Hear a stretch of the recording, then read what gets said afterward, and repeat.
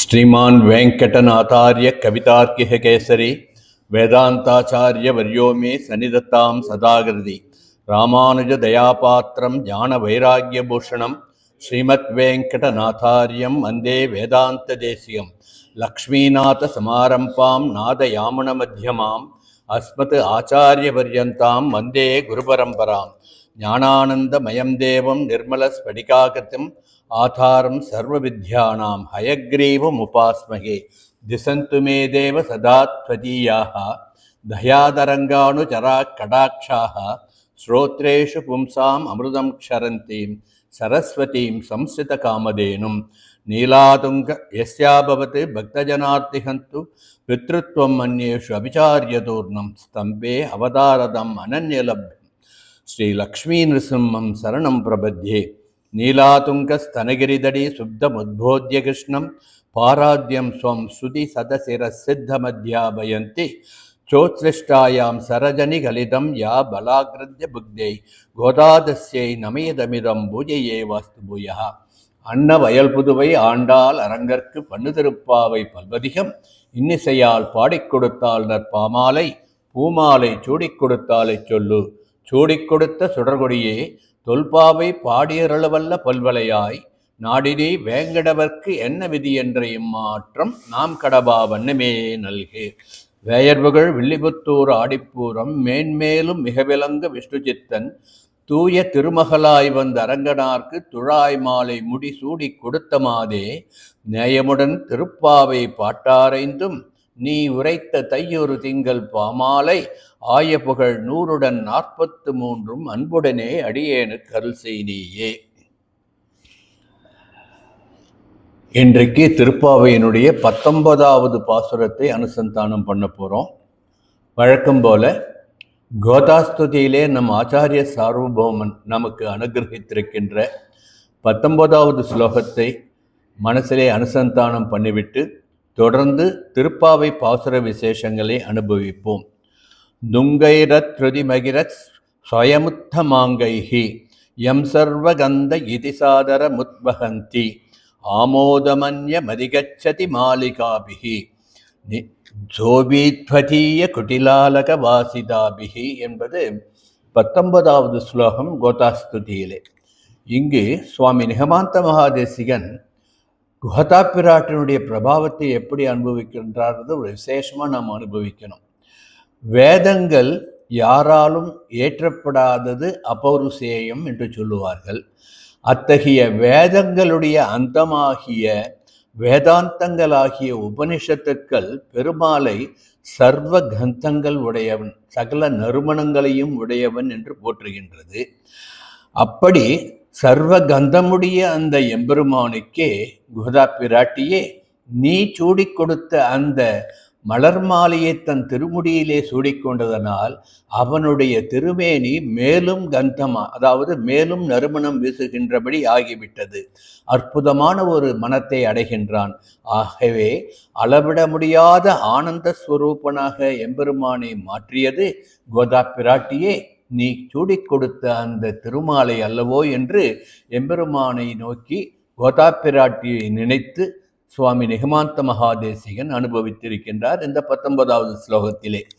இந்த அனுபவத்தை கொண்டு இப்பொழுது திருப்பாவையினுடைய 19வது பாசுரத்தினுடைய விசேஷ அர்த்தங்களை ஓரளவுக்கு இன்றைக்கு அனுபவிக்க முயற்சி செய்வோம். இன்றைய பாசுரம் அனுசந்தானம் பண்ணுங்கோ. குத்து விளக்கெரிய கோட்டிற்கால் கட்டின்மேல் மெத்தென்ற பஞ்சசயனத்தின் மேலேறி கொத்தலர் பூங்குழல் நப்பின்னை கொங்கை மேல் வைத்து கிடந்த மலர் மார்பா மைத்தடங்கண்ணினாய் நீயுன் மணாளனை எத்தனை போதும் துயிலழவொட்டாய்கான் எத்தனை ஏலும் பிரிவாற்றகில்லாயால் தத்துவம் அன்று தகவேலோர் எம்பாவாய் என்பது இன்றைய பாசுரம். இந்த பாசுரத்தை பராசர பட்டர் மிகவும் அனுபவித்த பாசுரம் என்று பெரியவர்கள் சொல்லுவார்கள். அதனால்தான் நம்ம திருப்பாவைக்கு சொல்கிற தனியனில் பராசர பட்டர் இந்த பாசுரத்தினுடைய சாராம்சத்தை தனியனாக அனுகிரகித்திருக்கின்றார். அதைத்தான் இன்றைக்கு அந்த தனியனை சொல்லி இந்த சத்சங்கத்திலே சொல்லி வைத்தேன் இந்த உபன்யாசத்தை தொடங்குவதற்கு முன்பு. நீலாதுங்க ஸ்தனகிரிதடி சுத்தம் உத்போத்திய கிருஷ்ணம்ட்டு ஆரம்பிக்கிறது இல்லையா தனியன், அது இந்த பாசுரத்தினுடைய சாராம்சமாக பராசர பட்டர் நமக்கு அனுகிரகித்திருக்கின்றார். அதையும் மனசிலே கொள்ள வேண்டும். திருப்பாவையிலே 3 பாசுரங்களிலே நப்பிண்ணை பிராட்டியை ஆண்டாள் நாச்சியார் துயிலெழப் பண்ணுகின்றாள் என்று நேற்றைக்கும் பார்த்தோம். நேற்றைய பாசுரம், இன்றைய பாசுரம், நாளைய பாசுரம். இந்த 3 பாசுரங்களிலே நப்பிண்ணையினுடைய புகழை சொல்லி நப்பிண்ணையை துயிலெழுப்பி நப்பிண்ணையுடன் எம்பெருமானை அடைவதற்கு அவளை புருஷகார பூதையாக எடுத்து தன்னுடன் அழைத்து செல்ல வேண்டும் என்று ஆண்டாள் நாச்சியார் பிரார்த்தனை பண்ணுகின்றாள். இப்படி நாம் பிரார்த்தனை பண்ணுகின்றோம் அல்லவா, எதற்காக நப்பெண்ணையை பிரார்த்தனை பண்ணுகின்றாள் என்பதை வேறு ஒரு விருத்தாந்தத்தை வைத்துக்கொண்டு நாம் மனசிலே கொள்வோம். தினமும் திருக்கோவிலுக்கு வரோம். சுவாமி எம்பெருமானுக்கு லக்ஷ்மி ஹயகிரீவ பெருமாளுக்கும் லக்ஷ்மி நரசிம்ம பெருமாளுக்கும் திருவாராதனம் பண்ணும் பொழுது ஒரு மந்திரம் சேவிப்பார். கவனிச்சீங்கன்னா தெரியும். ஆகாரத்ரய சம்பன்னாம் அரவிந்த நிவாசினி அசேஷ ஜெகதீஸ்திரீம் வந்தே வரதவல்லபான்ற அந்த சதுஸ்லோகியில் ஆளவந்தார் நமக்கு பிரசாதித்து கொடுக்கின்ற அந்த மந்திரத்தை சொல்லுவார்கள். கற்பூர ஆரத்தி காமிக்கும் பொழுது அந்த மந்திரத்தை சொல்லுவார். கவனியுங்கள்.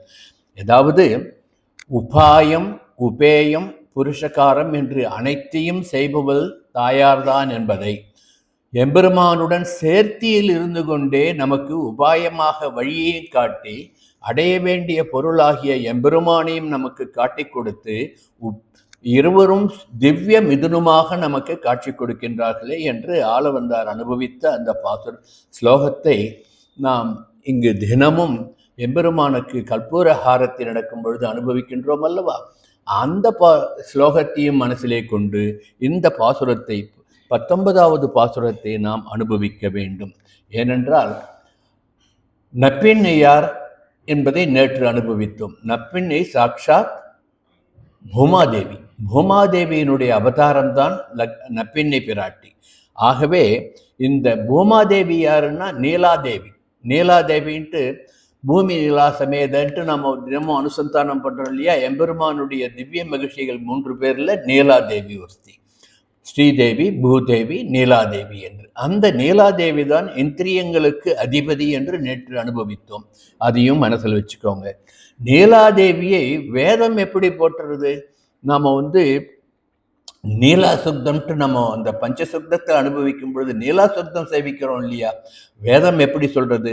பிரகஸ்பதிர்மாதரை ஸ்வோத வாயு சந்து வானாவாதா அபினோ கிருணந்து விஷ்டம்போ திவோ தருண பிருதிவ்யா அசேசானா ஜகதோ விஷ்ணு பத்னி என்று விஷ்ணு பத்னி என்று நீலாதேவியை வேதம் நமக்கு அடையாளம் காட்டுகின்றது.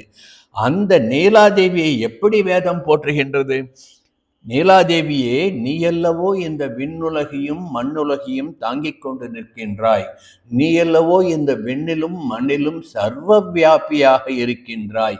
நீ அல்லவோ அகிலாண்ட கோடி பிரம்மாண்ட நாயகியாக சகல சக்தி ஸ்வரூபிணியாக இருக்கின்றாய்.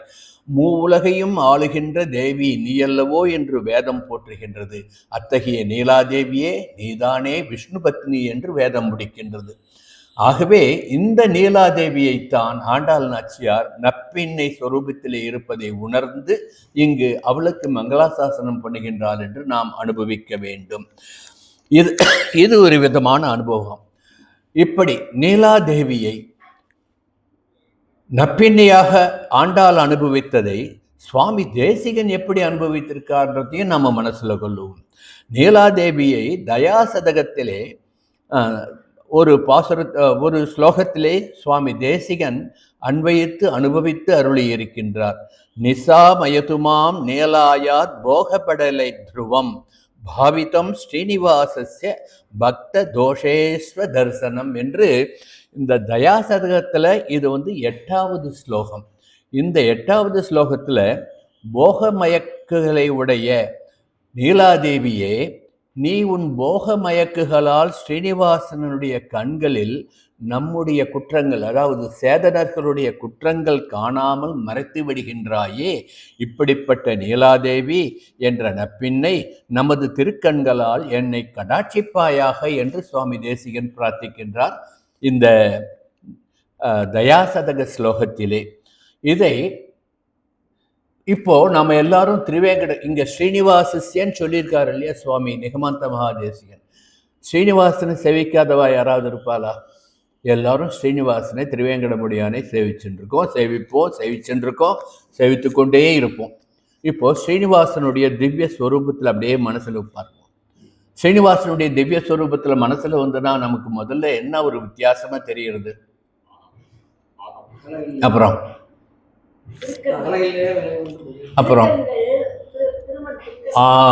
மாமி தான் கரெக்ட். டகால்னு சொல்றா பாருங்க. எம்பெருமானுடைய அந்த திருநாமம், எம்பெருமானுடைய திருமண் பார்க்குறீங்களா? மற்ற பெருமாள்லாம் திருமண் இட்டு இருக்கால, அது எப்படி இருக்கு? ஸ்ரீனிவாசனுடைய திருமண் எப்படி இருக்கு? எப்படி இருக்கு? இல்ல பாருங்க, அனுபவம் எந்தையும் பார்க்கறதில்ல, பார்வையில் இருக்கு. எல்லாமே அனுபவிக்கணும், உள்ள உண்டாதான் அந்த வார்த்தை வரும். அந்த திருமண் கண்களை மறைத்து கொண்டிருக்கும். ஏன்னா பாபங்களே பண்ணி பிராரப்த கர்மங்களையும் சஞ்சித கர்மங்களையும் தூக்கிட்டு அவங்ககிட்ட போறா. பகவான் கிருஷ்ணன் என்ன சொன்னார் பகவத்கீதையில? 4 விதமான பக்தர்கள் எங்கிட்ட வருவான்றாள் இல்லையா? ஐஸ்வர்யம் வேணும்னு கேட்கறான், எல்லாரும் கேட்கறான். என்ன வேணும்னு யாரும் கேட்கலையேன்ட்டு அவன் ஏங்கினான் அல்லவா? அப்படி பாவங்களை சுமந்து செல்கின்ற சேதனர்களாகிய நாம் திருவேங்கடமுடியான் எதிரில் நிற்கின்ற பொழுது அவனுடைய கோப பார்வை நம் மீது படக்கூடாது, பாபி வந்திருக்கியேன்னு படக்கூடாததுக்காக எம்பெருமானுடைய திருக்கண்களை மறைத்து கொண்டு நீலாதேவி திருமண் காப்பாக இருக்கின்றார் என்று சுவாமி தேசிகன் அனுபவிச்சிருக்கார். எப்பேற்பட்ட அனுபவம்! அந்த அனுபவத்தை மாமி அனுபவிக்கிறார். எப்படிலாம் அதுதான் இப்போ திருவடி இன்னும் அகலகில்லேன்னு உரையும் என்று எல்லா அலங்காரங்கள் அனுபவிக்கலாம். ஆனா அந்த திருமண்ணே திருமணியும் சொன்னீங்க. ஆனா அவர் கண்களை மறைப்பது ஏன் என்பதை நாம் கொள்ள வேண்டும். நம் பாவங்களை அவர் நம் மீது கோபப்படாமல் இருக்கும்படி தயாசாகரியாகி அந்த நப்பிண்ணை தேவி திருமண் காப்பாக இருந்து, நப்பிண்ணை தேவினை யாரு? நீலாதேவி திருமண் காப்பாக இருந்து காப்பாற்றுகின்றாள் என்பதை இது எங்கேருந்து சொல்ற? ஸ்லோகத்தில் அது மாதிரி வரலையேன்ட்டு நீங்க அடுத்தது ஒரு கேள்வி கேட்பீங்க. அது பக்த தோஷேஸ்வ தர்சனம்னு சொல்லியிருக்கா இல்லையா? அந்த பக்த தோஷேஸ்வ தர்சனம்ன்றத தோஷேஸ்வ என்பதை தோஷேஷு அதர்சனம் என்று பெரியவாள் அந்த பதம் பிரித்து நமக்கு அனுகிரகம் பண்ணுவாள். பக்த தோஷேஷு அதர்சனம், அந்த நம் தோஷங்கள் எம்பெருமானுடைய திருக்கண்களில் படாதபடி காப்பாற்றுகின்றாள் நீலாதேவி என்பதுதான் சுவாமியினுடைய அனுகிரகம். இந்த ஸ்லோகத்தை அடியேனுக்கு தெரிஞ்ச சின்ன தமிழில், நான் உணர்ந்த தமிழில் சொல்லியிருக்கேன். பாசுரன் அந்த 100 பாடல்களுக்கும் 100 செய்யுள் எழுதி வச்சிருக்கேன். அதையும் அனுபவிப்போம். அடியவர் குறைகளை மயக்கினில் மறைத்து நெடியவன் கருணையால் நமக்கருள் நிறைக்கும் வடிவினல் தயேதன் நிலைக்கலன் பின்னை அடிபணி அனுதினம் அவலடி மனமே என்று இந்த சுவாமி தேசிகனுடைய ஸ்லோகத்தை அடியேனுக்கு தெரிந்த தமிழிலே தமிழாக்கம் பண்ணி வைத்திருக்கின்றேன். இப்படி நப்பிண்ணை எம்பெருமானுடைய முப்பெரும் தேவியர்களிலே ஒருத்தி, அதாவது நீலாதேவி என்பதை மனதிலே கொள்ள வேண்டும். இப்படிப்பட்ட நீலாதேவியை வேதம் போற்றிட்டு முதலே பார்த்தோம் இல்லையா? நீலா சுத்தத்தில் எப்படி வேதம் சொல்லிட்டு ஆழ்வார்கள் பலவிதமாக பாடி பரவிருக்கிறார்கள். ஆச்சாரிய புருஷன் நமது ஆச்சாரியன் சார்வபௌமன் எப்படி அனுபவித்திருக்கான்ற அனுபவத்தையும் நாம் அனுபவித்தோம். இப்படி எல்லோரும் போற்றப்படுகின்ற அந்த நீலாதேவி கிருஷ்ணாவதார காலத்திலே நப்பிண்ணையாக அவதாரம் பண்ணினதனால் நப்பிண்ணையை முன்னிறுத்தி, நப்பிண்ணையை புருஷகார பூதையாக நிறுத்தி எம்பெருமானுடைய திருவடிகளே சரணமடைய செய்கின்றாள் ஆண்டாள் நாச்சியார் என்று நாம் அனுபவிக்க வேண்டும். எம்பெருமான் ஒவ்வொரு அவதாரம் பண்ணும் பொழுதும் இந்த முப்பெரும் தேவியரும் எம்பெருமானுடைய பத்னிகள் திவ்ய மகிழ்ச்சிகள் அல்லவா? அவ 3 பேரும் ஒவ்வொரு ரூபத்தில் எம்பெருமான் கூடியே அவளும் அவதாரம் பண்ணுகின்றாள். கிருஷ்ணாவதார காலத்திலே ஸ்ரீதேவி என்ன பண்ணா? ருக்மிணியா அவதாரம் பண்ணா. பூதேவி எப்படி வந்தா? சத்யபாமாவாக வந்தாள். நீலாதேவி எப்படி வந்தா? யாரா வந்தா? நப்பிண்ணை பிராட்டியாக அவதாரம் பண்ணார். ஆக எம்பெருமான் மத்ஸ்யாவதாரம் எடுத்த போது கூட 3 பேரும் ஒன்னாவதான் தசாவதார ஸ்தோத்திரத்துல சுவாமி நிகமாந்த மகாதேசின் அற்புதமா நமக்கு எடுத்து காட்டுவார். இப்படி அனுபவிக்கணும். இப்படி ஒவ்வொரு அவதாரத்தின் பொழுதும் தேவிமார்களும் முப்பெரும் தேவியரும் எம்பெருமானுடனே அவதாரம் பண்ணினார்கள். அப்போ 3 தேவியும், ருக்மிணியும் அவதாரம் பண்ணியிருக்கா, சத்யபாமாவும் அவதாரம் பண்ணியிருக்கா. யாரு? ஸ்ரீதேவி ருக்மிணியாக, பூதேவி சத்யபாமாவாக அவதாரம் பண்ணியிருக்க, நப்பிண்ணை பிராட்டி நீலாதேவி நப்பிண்ணையாக அவதாரம் பண்ணினால் 3 தேவியும் கண்ணன் கொடியே இருக்கும் பொழுது ஏன் நப்பிண்ணையை மட்டும் பாராட்டுகின்றாள்? ஏன் நப்பிண்ணையை மட்டும் போற்றி நப்பிண்ணையை புருஷகார போதியாக ஆண்டாள் நாச்சியார் போற்றி பாடியுள்ளார் என்பது நாம் நினைச்சு பார்க்கணும். ஏன்னா நப்பிண்ணைக்கு மற்ற 2 தேவியருக்கும் இல்லாத ஒரு சிறப்பு இருக்கின்றது. என்ன சிறப்பு? மற்ற 2 பேரும் கிருஷ்ணனை கிருஷ்ணாவதார காலத்திலே ருக்மிணியாகவும் சத்யபாமாகவும் பிறந்து மணந்ததனால், அதாவது கல்யாணம் பண்ணின்றதனால ஒரு உறவு வந்தது. ஆனா நப்பின்னைக்கு எப்படி? பிறந்ததனால் ஒரு உறவு. யாரு? கும்பனுடைய மகள். கும்பன் யாரு? யசோதாவுடைய அண்ணன் மகன் என்ற, அதாவது இவருடைய யாருக்கு? கிருஷ்ணனுக்கு என்ன ஆகணும்? அம்மாவுக்கு அண்ணன்னா தாய் மாமா பொண்ணு, முறைப்பெண். அந்த உறவு அவளுக்கு இருந்தது. அதனால பிறந்ததனால் ஒரு உறவு, மணந்ததனால் ஒரு உறவு, கிருஷ்ணனை கைப்பற்றியதனால், திருமணம் பண்ணி கொண்டதனால் ஒரு உறவு. 2 உறவு வந்துட்டாலே அவளுக்கு. இதைத்தான் நேற்று ஒரு பாகவதர் பேசும் பொழுது எனக்கு, இவர் சரீர பந்து, இவருடைய ஆத்ம பந்து, 2 பந்தும் இவர் தான் சொன்னார். ஒரு சாதாரண பாகவதர் சொல்றது அப்படியே ஆஹா எத்தகைய அனுபவம் இவருக்குன்ட்டு அப்படியே ஆச்சரியப்பட்டு பார்த்துட்டு தான். இந்த அனுபவம் நமக்கு உரைக்கலையேன்ட்டு. ஏன்னா எல்லார்கிட்டையும் எல்லா விஷயமும் அப்படி கிரகிக்கணும். சரீர பந்துவாகவும் இங்கு வந்து விட்டால், ஆத்ம பந்துவாக கல்யாணம் பண்ணிட்டு வந்து விட்டால் என்று நாம் அனுபவிக்க வேண்டும். ஆக ருக்மணிக்கு 2 விதத்திலே சிறப்பு, மற்ற 2 தேவியர்களுக்கும் இல்லாத சிறப்பு என்று. ஆகையினால் நப்பின்னையை புருஷகார போதையாக இங்கு எடுத்துச் சொல்லுகின்றாள் என்று நாம் அனுபவிக்க வேண்டும். ஏற்கனவே சொன்னோம், 3 பாசுரங்களிலே நப்பின்னைக்கு மங்களாசாசனம் பண்ணுகின்றாள். 18வது பாசுரத்திலே நந்தகோபாலன் மருமகளே நப்பின்னாய் என்று சொன்னால், இந்த பாசுரத்திலே கொத்தலர் பூங்குழல் நப்பின்னை என்று சொல்லுகின்றாள். நாளைக்கு பாசுரத்தில் என்ன சொல்றார்? நாளைக்கு அனுபவிப்போம். இப்படி 3 பாசுரங்களில் புருஷகார தத்துவத்தின் சாரமாக, புருஷகார போதையாக நப்பின்னையை முன்னிறுத்துகின்றாள் என்று நாம் அனுபவிக்க வேண்டும். இன்னொரு விஷயத்தையும் நாம் கவனிக்கலாம். அம்பரமே தண்ணீரே சோரையறம் செய்யும் என்ற பாசுரத்துல எம்பெருமான் கண்ணனை மட்டும் எழுப்பினால் கண்ணன் எழுந்து வரவில்லை.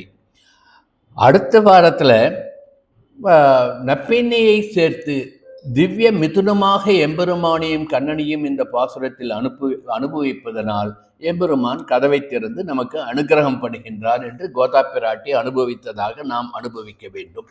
இது பொதுவாக இந்த பாசுரத்தில் நாம் கவனிக்க வேண்டிய விஷயங்கள். முக்கியமாக இனிமேல் திருவேங்கடமுடியானுடைய அந்த திவ்ய ஸ்வரூபத்தை பார்க்கின்ற பொழுதும், அவனுடைய நெற்றியிலே அணிந்திருக்கின்ற அந்த திருநாமத்தை திருமணி பார்க்கின்ற பொழுதும், நப்பிண்ணை பிராட்டியை நினைத்து கொண்டு நாம் எம்பெருமானை தியானம் பண்ணினால், நப்பிண்ணை தன் மாய மயக்குகளால் அந்த மாயவனை மயக்கி நம் பாபங்கள் அவன் கண்ணில் படாதபடி ரட்சித்து நமக்கு எம்பெருமான் அருள் புரியும்படி பண்ணிவிடுவாள் என்ற சுவாமி தேசிகனுடைய அனுபவத்தையும் நினைத்து கொண்டு இனி வரும் காலத்தில் எம்பெருமான் ஸ்ரீனிவாசனை சேவிப்போம் என்று பிரார்த்திக்கிறேன். இது ஒரு அனுபவம். இப்பொழுது பாசுரத்துக்கு வருவோம். குத்து விளக்கெரிய என்று பாசுரத்தை தொடங்குகின்றார். குத்து விளக்கு என்றால் நம்ம எல்லாரும் பார்த்துருப்போம். குத்து விளக்கு நம்ம வாசலில் பார்த்துருக்குமே, இந்த வாசலில் கோலத்தில் காட்டியிருக்கா மாமி. குத்து விளக்கெரிய, இன்னைக்கு பாசுரத்தினுடைய தாத்பரியத்தை குத்து விளக்கு அங்கே வாசல்லையே எரியும்படி கோலத்தில் அற்புதமாக அந்த உணர்வை எடுத்து காட்டுகின்றாள். இதுதான் அனுபவம். இப்போ நீங்கள் யாருமே சொல்லாத அனுபவத்தை சொன்னார் இல்லையா, திருமண் கண்ணை மறிக்கிறது, அதுதான் அனுபவம். இப்படி குத்து விளக்கெரியன்ட்டு ஏன் பாசுரத்தை ஆரம்பிக்கின்றாள்? ஞானம் பெருகு. குத்து விளக்கு இருந்தால் அங்கே என்ன வரும்? ஒளி வரும், வெளிச்சம் வரும். வெளிச்சம் வந்தால் என்ன ஆகும்? இருட்டு போகும். இருட்டு போனால் என்ன? இது புற வெளிச்சத்தையோ புற இருளையோ நாம் நினைக்க வேண்டாம். அஞ்ஞானம் என்ற இருட்டு நம் மனதிலிருந்து நீங்கும்படி ஞான தீபமாக குத்து விளக்கை ஒரு அடையாளமாக காட்டினார் என்று நாம் அனுபவிக்க. அனுபவிக்கணும். குத்து விளக்கு என்பது ஞானஸ்வரூபமாக நாம் அனுபவிப்போம். ஆகினால்தான் ஆழ்வார்கள்லாம் நிறைய பாசுரங்கள்ல இந்த விளக்கினுடைய பெருமையை, ஞானத்தை ஊட்டுகின்ற அந்த விளக்கு, அஞ்ஞானத்தை நீக்குகின்ற விளக்கு என்று அனுபவித்திருப்பார்கள். ஞானச் சுடர் விளக்கேற்றினேன் ஆழ்வார், உய்த்துணர்வனும் ஒளிகொள் விளக்கேற்றி என்றார், மிக்கானை மறையை விரிந்த விளக்கை என்று இந்த விளக்கு என்ற பதத்தை ஆழ்வார்கள் நிறைய பாசுரங்களிலே அனுபவித்திருக்கின்றார்கள். அதையும் நீங்கள் மனதிலே கொள்ள வேண்டும். அதனால்தான் இப்போ முக்கியமாக விளக்கேற்றின ஆழ்வார்களை நாம் நினைக்காமல் இந்த குத்து விளக்கு பாசுரத்தை அனுபவிக்க முடியாது. விளக்கேற்றிய ஆழ்வார் யாரு? முதல் மூவர். முதல் மூவர் திருவிளக்கு ஏற்றினார் அல்லவா, அதையும் அனுபவிப்போம். எங்க ஏற்றினா? திருக்கோவலூர்ல ஏற்றினா. அப்போ திருக்கோவலூர் என்ற திவ்ய தேசத்திற்கு ஒரு பெருமை சொல்லணும் இல்லையா? ஆகையினால சீரேறும் மறையாளர் நிறைந்த செல்வ திருக்கோவலூர் என்று ஆழ்வார் மங்களாசாசனம் பண்றார். எப்படி பாருங்க, அப்படிப்பட்ட முதலாழ்வார்கள் ஞான விளக்கேற்றி எம்பெருமானை நமக்கு காட்டிய அந்த திருக்கோவலூர் என்ற திவ்ய தேசத்தை சீரேறும் மறையாளர் நிறைந்த செல்வ திருக்கோவிலூர் என்றும் பெரிய திருமொழியிலே திருமங்கை ஆழ்வார் அனுபவித்திருக்கின்றார். மங்களாசாசனம் பண்ணியிருக்கிறதை மனசிலே கொண்டு பெருமாளே அந்த திருக்கோவலூரை ரொம்பவும் மங்களாசாசனம், பெருமாளே திருக்கோவலூருக்கு ஒரு பெருமை சொல்லுகின்றார். என்னன்னு சொல்றார்? தான் உகந்த ஊர் என்று ஒரு சொல்றார். பெருமாளுக்கே உகந்த ஊர் எதுன்னா திருக்கோவலூர் திவ்ய தேசமா. அப்படிப்பட்ட திவ்ய தேசம் நமக்கு பக்கத்திலேயே இருக்கிறது, போய் சேவிப்போம். அந்த மண்ணையும் மின்னையும் அளந்த அந்த தேகலேச பெருமாளை சேவிப்போம்ன்றது பிரார்த்தனை. மனசாலேயே இங்கேருந்தே நம்ம திருக்கோவிலூர் போயிட்டு தேகலேச பெருமாளை மங்களாசாசனம் பண்ணி அவனை சரணாகதி பண்ணி சேவித்துக் கொள்வோம் என்று இந்த குத்துவிளக்கு பாசுரத்தை அனுபவிப்போம். இப்படி தான் உகந்த ஊர் என்று எம்பெருமானாலேயே அனுபவிக்கப்பட்ட அந்த திவ்ய தேசமாகிய அந்த திருக்கோவிலூரிலே மிருகண்டு முனிவருடைய திருமாளிகையினுடைய இடைக்கழியிலே நீயும் திருமகளும் நின்றாயால் என்றபடி எம்பெருமானால் நெருக்கப்பட்ட முதலாழ்வார்கள் விளக்கு ஏற்றி, ஞான விளக்கு ஏற்றி எம்பெருமானுடைய சொரூபத்தை நமக்கு காட்டினார்கள். எப்படி முதலாழ்வார் அனுபவித்தார்? வையம் தகலியா வார்கடலே நெய்யாக வெய்ய கதிரோன் விளக்காக செய்ய சுடராழியான் அடியேனுக்கு சூட்டினேன் சொல்மாலை இடராழி நீங்குகுவே என்று இந்த உலகத்தையே ஒரு அகல் விளக்காக்கி, இந்த கடல்கள் அனைத்தையும் அதில் நெய்யாக ஊற்றி கதிரவனியே அதனுடைய சுடராக ஆக்கி எம்பெருமானுக்கு திவ்ய தரிசனம் பார்ப்பதற்கு நமக்கு அருளினார் முதல் திருவந்தாதியிலே பொய்கை ஆழ்வார். அடுத்து ஆழ்வார் என்ன பண்ணார்? அன்பே தகலியா ஆர்வமே நெய்யாக இன்புருகு சிந்தை எடுதெரியா நண்புருகி ஞானச்சுடர் விளக்கேற்றினேன் அரணர்க்கு ஞானத்தமிழ் புரிந்த நான் என்று பாடுறார். இவர் என்ன பண்றார்? அவர் வையகத்தை அகல் விளக்காக்கி காட்டினார். இவர் நாம் எம்பெருமானிடம் கொள்கின்ற அந்த அன்பையே, காதலையே, பக்தியையே ஒரு அகல் விளக்காக்கி எம்பெருமானிடம் சரணாகதி பண்ண வேண்டும் என்ற நம் ஆர்வத்தையே அதில் நெய்யாக ஊற்றி எம்பெருமானியே அனுதினமும் நாம் அனுபவிக்கின்ற நம் மனமாகிய சிந்தையை திரியாக மாற்றி ஞானச்சுடர் விளக்கேற்றினார் இரண்டாவது ஆழ்வார். 2 ஆழ்வார் ஞான விளக்கு ஏற்றி வைத்து விட்டார்கள். தீபம் பிரகாசமாக எரிகின்றது, ஞான தீபம் எரிகின்றது. அந்த ஞான தீபத்திலே 3வது ஆழ்வார் என்ன பண்ணார்? திருக்கண்டேன் பொன்மேனி கண்டேன் திகழும் மறுக்கண்டேன் அணிநிறமும் கண்டேன் செருக்கிலரும் பொன்னாழி கண்டேன் புரிசங்கம் கை கண்டேன் என் ஆழிவண்ணன்பால் என்று எம்பெருமானுடைய அந்த திவ்ய சொரூபத்தை முதல் 2 ஆழ்வார்கள் ஏற்றி வைத்து அந்த ஞான விளக்கினுடைய தீப ஒளியிலே அனுபவித்தார் அல்லவா? அதையெல்லாம் மனதிலே கொண்டு அந்த ஞான தீபத்தை குத்து விளக்கெரிய என்று ஒரு வரியிலே ஆண்டாள் நாச்சியார் இந்த பாசுரத்தினுடைய முதல் பதமாக அமைத்து நம்மெல்லாம் இப்படி ஆழ்வார்களுடைய அனுபவத்தில் திளைக்குமாறு செய்து விடுகின்றார். இதுதான் ஆண்டாளுடைய பெருமை என்று நாம் அனுபவிக்க வேண்டும். ஆண்டாள் மட்டுமா குத்து விளக்கேற்றினான்? சுவாமி தேசிகன் அற்புதமாக நமக்கு ஞான விளக்கை ஏற்றி காட்டியிருக்கின்றார். எதில் கேட்டிருக்கார்? தயாசதகத்தில் ஒரு ஸ்லோகத்தில் ஞாபகம் வருதா? தூமணி மாடத்து சுற்றும் விளக்குறேன்ட்டு 9வது பாசுரம் சேவிச்சோமே. அப்பொழுது அந்த தூமணி மாடத்து சுற்றும் விளக்கு எது? அனுபவிச்சதெல்லாம் ஞாபகப்படுத்தி பாருங்க. எம்பெருமான் தானே பகவத்கீதையை அருளி பகவத்கீதை என்ற ஞான விளக்கை ஏற்றி வைத்து அந்த வேதம் என்ற திருமாளிகை ஒளிரும்படி செய்தான் என்று நாம் தூமணி மாடம் பாசுரத்தில் அனுபவித்தோம் அல்லவா? அதைத்தான் நிராகிருதவதி தயே நிகம சௌத தீபஸ்ரீயா விபசித விகீதையா ஜகதி கீதையாந்தம் தமஹா என்று தயாசதகத்திலே 89வது ஸ்லோகத்திலே சுவாமி நிகமாந்த மகாதேசிகன் எம்பெருமான் கிருஷ்ணன் பகவத்கீதையை நமக்கு கொடுத்து வேதமாகிய மாட மாளிகையில் பகவத்கீதை என்ற தீபத்தை அவனே ஏற்றி வைத்தான். யார் பகவத்கீதை கொடுத்தது? கிருஷ்ணன். கிருஷ்ணன் தானே எம்பெருமான். எம்பெருமானே வேதம் என்ற மாளிகையில் ஒரு தீபத்தை ஏற்றி வைத்தான் பகவத்கீதை என்ற ரூபத்திலே என்று சுவாமி நிகமாந்த மகாதேசிகன் அனுபவித்தார். இந்த அனுபவம் அடியேன் உணர்ந்த வகையில் ஒரு தமிழில் சொல்றேன், அதையும் கேட்டுக்கோங்க. நிலத்தாய் துயர்தீர் முகத்தான் தயையுன் விருப்பால் மாலோன் உலகில் அசுரர் அழிக்க எடுத்த உருவில் கண்ணன் உலகம் சிறக்க நெறியாய் விளங்கும் மறையின் மாடம் துலங்கும் ஒளியாய் உரைத்த மொழியாய் அளித்தான் கீதை என்று இதை நான் தமிழ் படித்தினேன், சுவாமி தேசிகனுடைய ஸ்லோகத்தை. இப்படி நிறைய பண்ணியிருக்கேன். வரதராஜ பஞ்சாசத் முழுதும் தமிழில் எழுதி வச்சிருக்கேன். தயாசதகம் ஃபுல்லாக எழுதியிருக்கேன். பாதுகா சகஸ்திரம் ஃபுல்லாக எழுதி வச்சுருக்கேன். எப்பப்போ நேரம் கிடைக்கிறதோ அப்பப்போ அது அனுபவத்தில் எது வரதோ எம்பெருமான் எப்படி கட்டளை எழுறானோ அவன் சங்கல்பித்தபடி எழுதி வச்சிருக்கேன். அதோடு செய்ய என்னுடைய வேலை முடிஞ்சுது.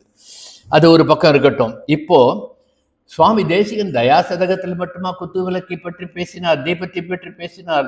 ஞான விளக்கை சரணாகதி தீபிகையிலே அற்புதமாக எடுத்து காட்டுவார். சரணாகதி தீபை யாருக்காக பாடினார்? எந்த பெருமாளை நினைத்து பாடினார்? தீபப்பிரகாசர். தீபப்பிரகாசர் விளக்கொளி பெருமாளை நினைத்து சரணாகதி தீபத்தை பாடினார் அல்லவா?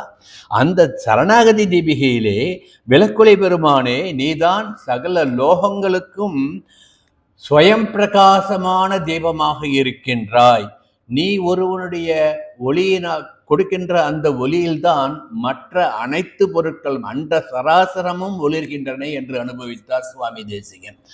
அப்படிப்பட்ட உன்முன் பழுதே பலகாலம் செய்த அடியேன் சிறுஞானஸ்தன், பல பாவங்களை செய்த அடியேன் ஒரு ஜந்துவை போன்று உன்னுடைய பெருமையை பாடுவதற்கு உன் சங்கல்பத்தினால் உன்னிடம் சரணாகதி பண்ணுகின்றேன், எனக்கு அருள் புரிவாய் என்று அந்த சரணாகதி தீபிகையிலே சுவாமி தேசிகன் அனுபவிக்கிறார்.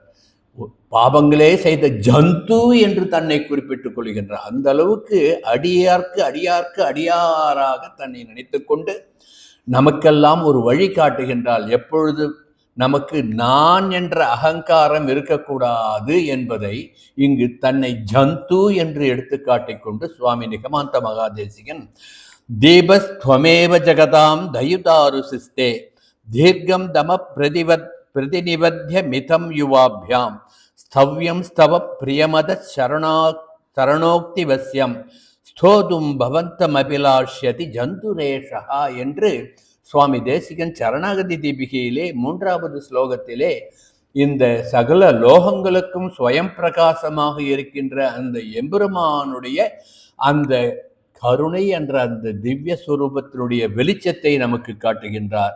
இதைத்தான் ஆண்டாள் நாச்சியார் குத்து விளக்கெரிய என்று ஒற்றை சொல்லிலே சொல்லிவிட்டார் என்று நாம் அனுபவிக்க வேண்டும். இப்படி திகழ்கின்ற திருமாலின் திருமார்பிலே திருமங்கை தன்னோடும் திகழ்கின்ற திருமாலார் என்று நம்மாழ்வார் திருவாய்மொழியில் அனுபவித்தபடி குத்து விளக்கெரிய என்று, குத்து விளக்கே நீ நப்பின்னைக்கு மட்டும் கண்ணனை காட்டாதே, எங்களுக்கும் உன் தீபச்சுடரால் கண்ணனை அடையாளம் காட்டு என்று பிரார்த்திப்பதாகவும் நாம் அனுபவிக்கலாம். எல்லாம் அனுபவம்தான். ஒரு வார்த்தையில எத்தனை விதமான அனுபவங்களை நாம் மனசிலே கொள்றோன்றது தான் திருப்பாவையினுடைய ஏற்றம். அந்த வகையிலே திருப்பாவையை குத்து விளக்கெரிய என்ற பாசுரத்தை அந்த முதல் பதத்தில் இருக்கின்ற சுவாபதேச அர்த்தத்தை ஓரளவுக்கு ஆழ்வார்கள் அனுபவித்தது, ஆச்சாரியன் அனுபவித்தது என்று அனுபவித்தோம். இந்த அனுபவத்தை நீங்கள் தொடர்ந்து அனுபவித்தோம் என்றால் இன்னும் நிறைய பாசுரங்களை அனுபவிக்கலாம், நிறைய ஸ்லோகங்களை மனதிலே கொள்ளலாம், நிறைய வேத ரூபங்களை மந்திரங்களை மனதிலே கொள்ளலாம். அது நீங்களே அனுபவித்துக் கொள்ளுங்கள். இப்போ தத்துவார்த்தமாக இந்த பாசுரத்தை நாம் அனுபவிப்போம். குத்து விளக்கு என்பது ஒரு மங்கள ஸ்வரூபம் இல்லையா? எந்த ஒரு மங்கள நிகழ்ச்சியாக இருந்தாலும் முதல்ல என்ன பண்ணுறோம்? குத்து விளக்கை ஏற்றி வைக்கிறோம். மங்களத்தினுடைய அடையாளம். மங்களம்னா ஒரு நல்ல நிகழ்வு, நல்ல நிகழ்ச்சி, நல்ல எண்ணம், நல்ல செயல் என்று அனைத்தும் நன்மையாக இருக்கின்ற செல்வச் செழிப்பை உணர்த்துவதற்காக, உள்ளச் செழிப்பை உணர்த்துவதற்காக குத்து விளக்கை ஏற்றி வைத்து நாம் தினமும் அனுபவித்து வருகின்றோம். ஆக குத்து விளக்கு பார்த்த உடனே நமக்கு என்ன கண்ணில் தெரிகிறது? மாமி கோலம் போட்டிருக்கா பார்த்தேன் இல்லையா? குத்து விளக்குன்னா என்ன நமக்கு தெரியும்? டனால் டனால் டனால். மாமி நீங்கள் வந்து இங்கே உட்காந்து சொல்லணும். எப்படி இல்லாமல் பாருங்க, 5 முகங்கள் பார்க்குறோம் இல்லையா? குத்து விளக்கில் வந்து எந்த குத்து விளக்கை பார்த்தாலும் 5 முகம் இருக்கும். என்ன அந்த 5 முகம்? எம்பெருமானுடைய 5 நிலைகள். பரம், வியூகம், விபவம், அந்தர்யாமி, அர்ச்சைன்ட்டு 5 முகங்களை நாம் அடையாளப்படுத்திக் கொள்ளுவோம்.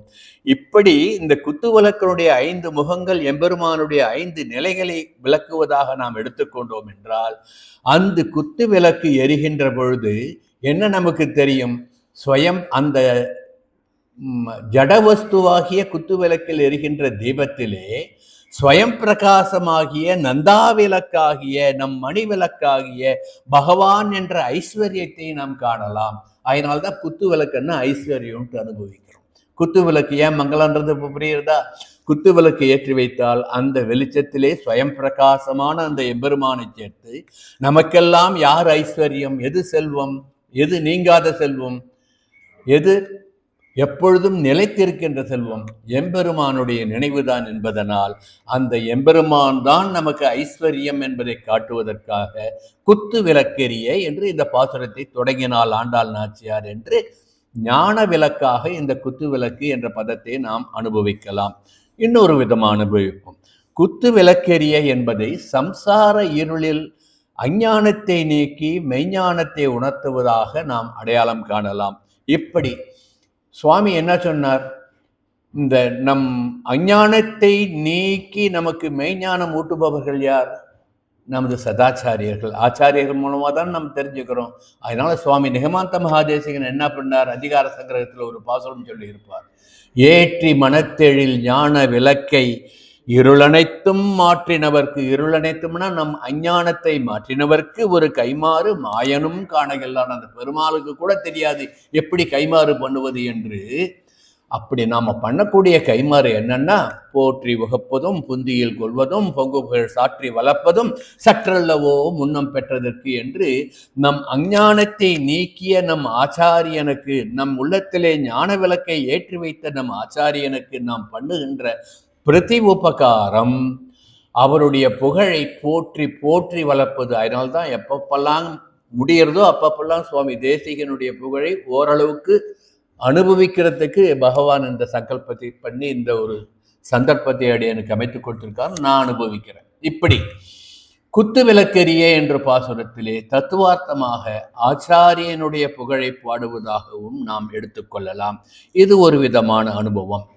இன்னொரு தத்துவார்த்தமான நாம் அனுபவிக்கலாம். இந்த ஆத்மா ஞானம் உடையதுன்ட்டு வேதாந்தத்தில் சொல்லுவா.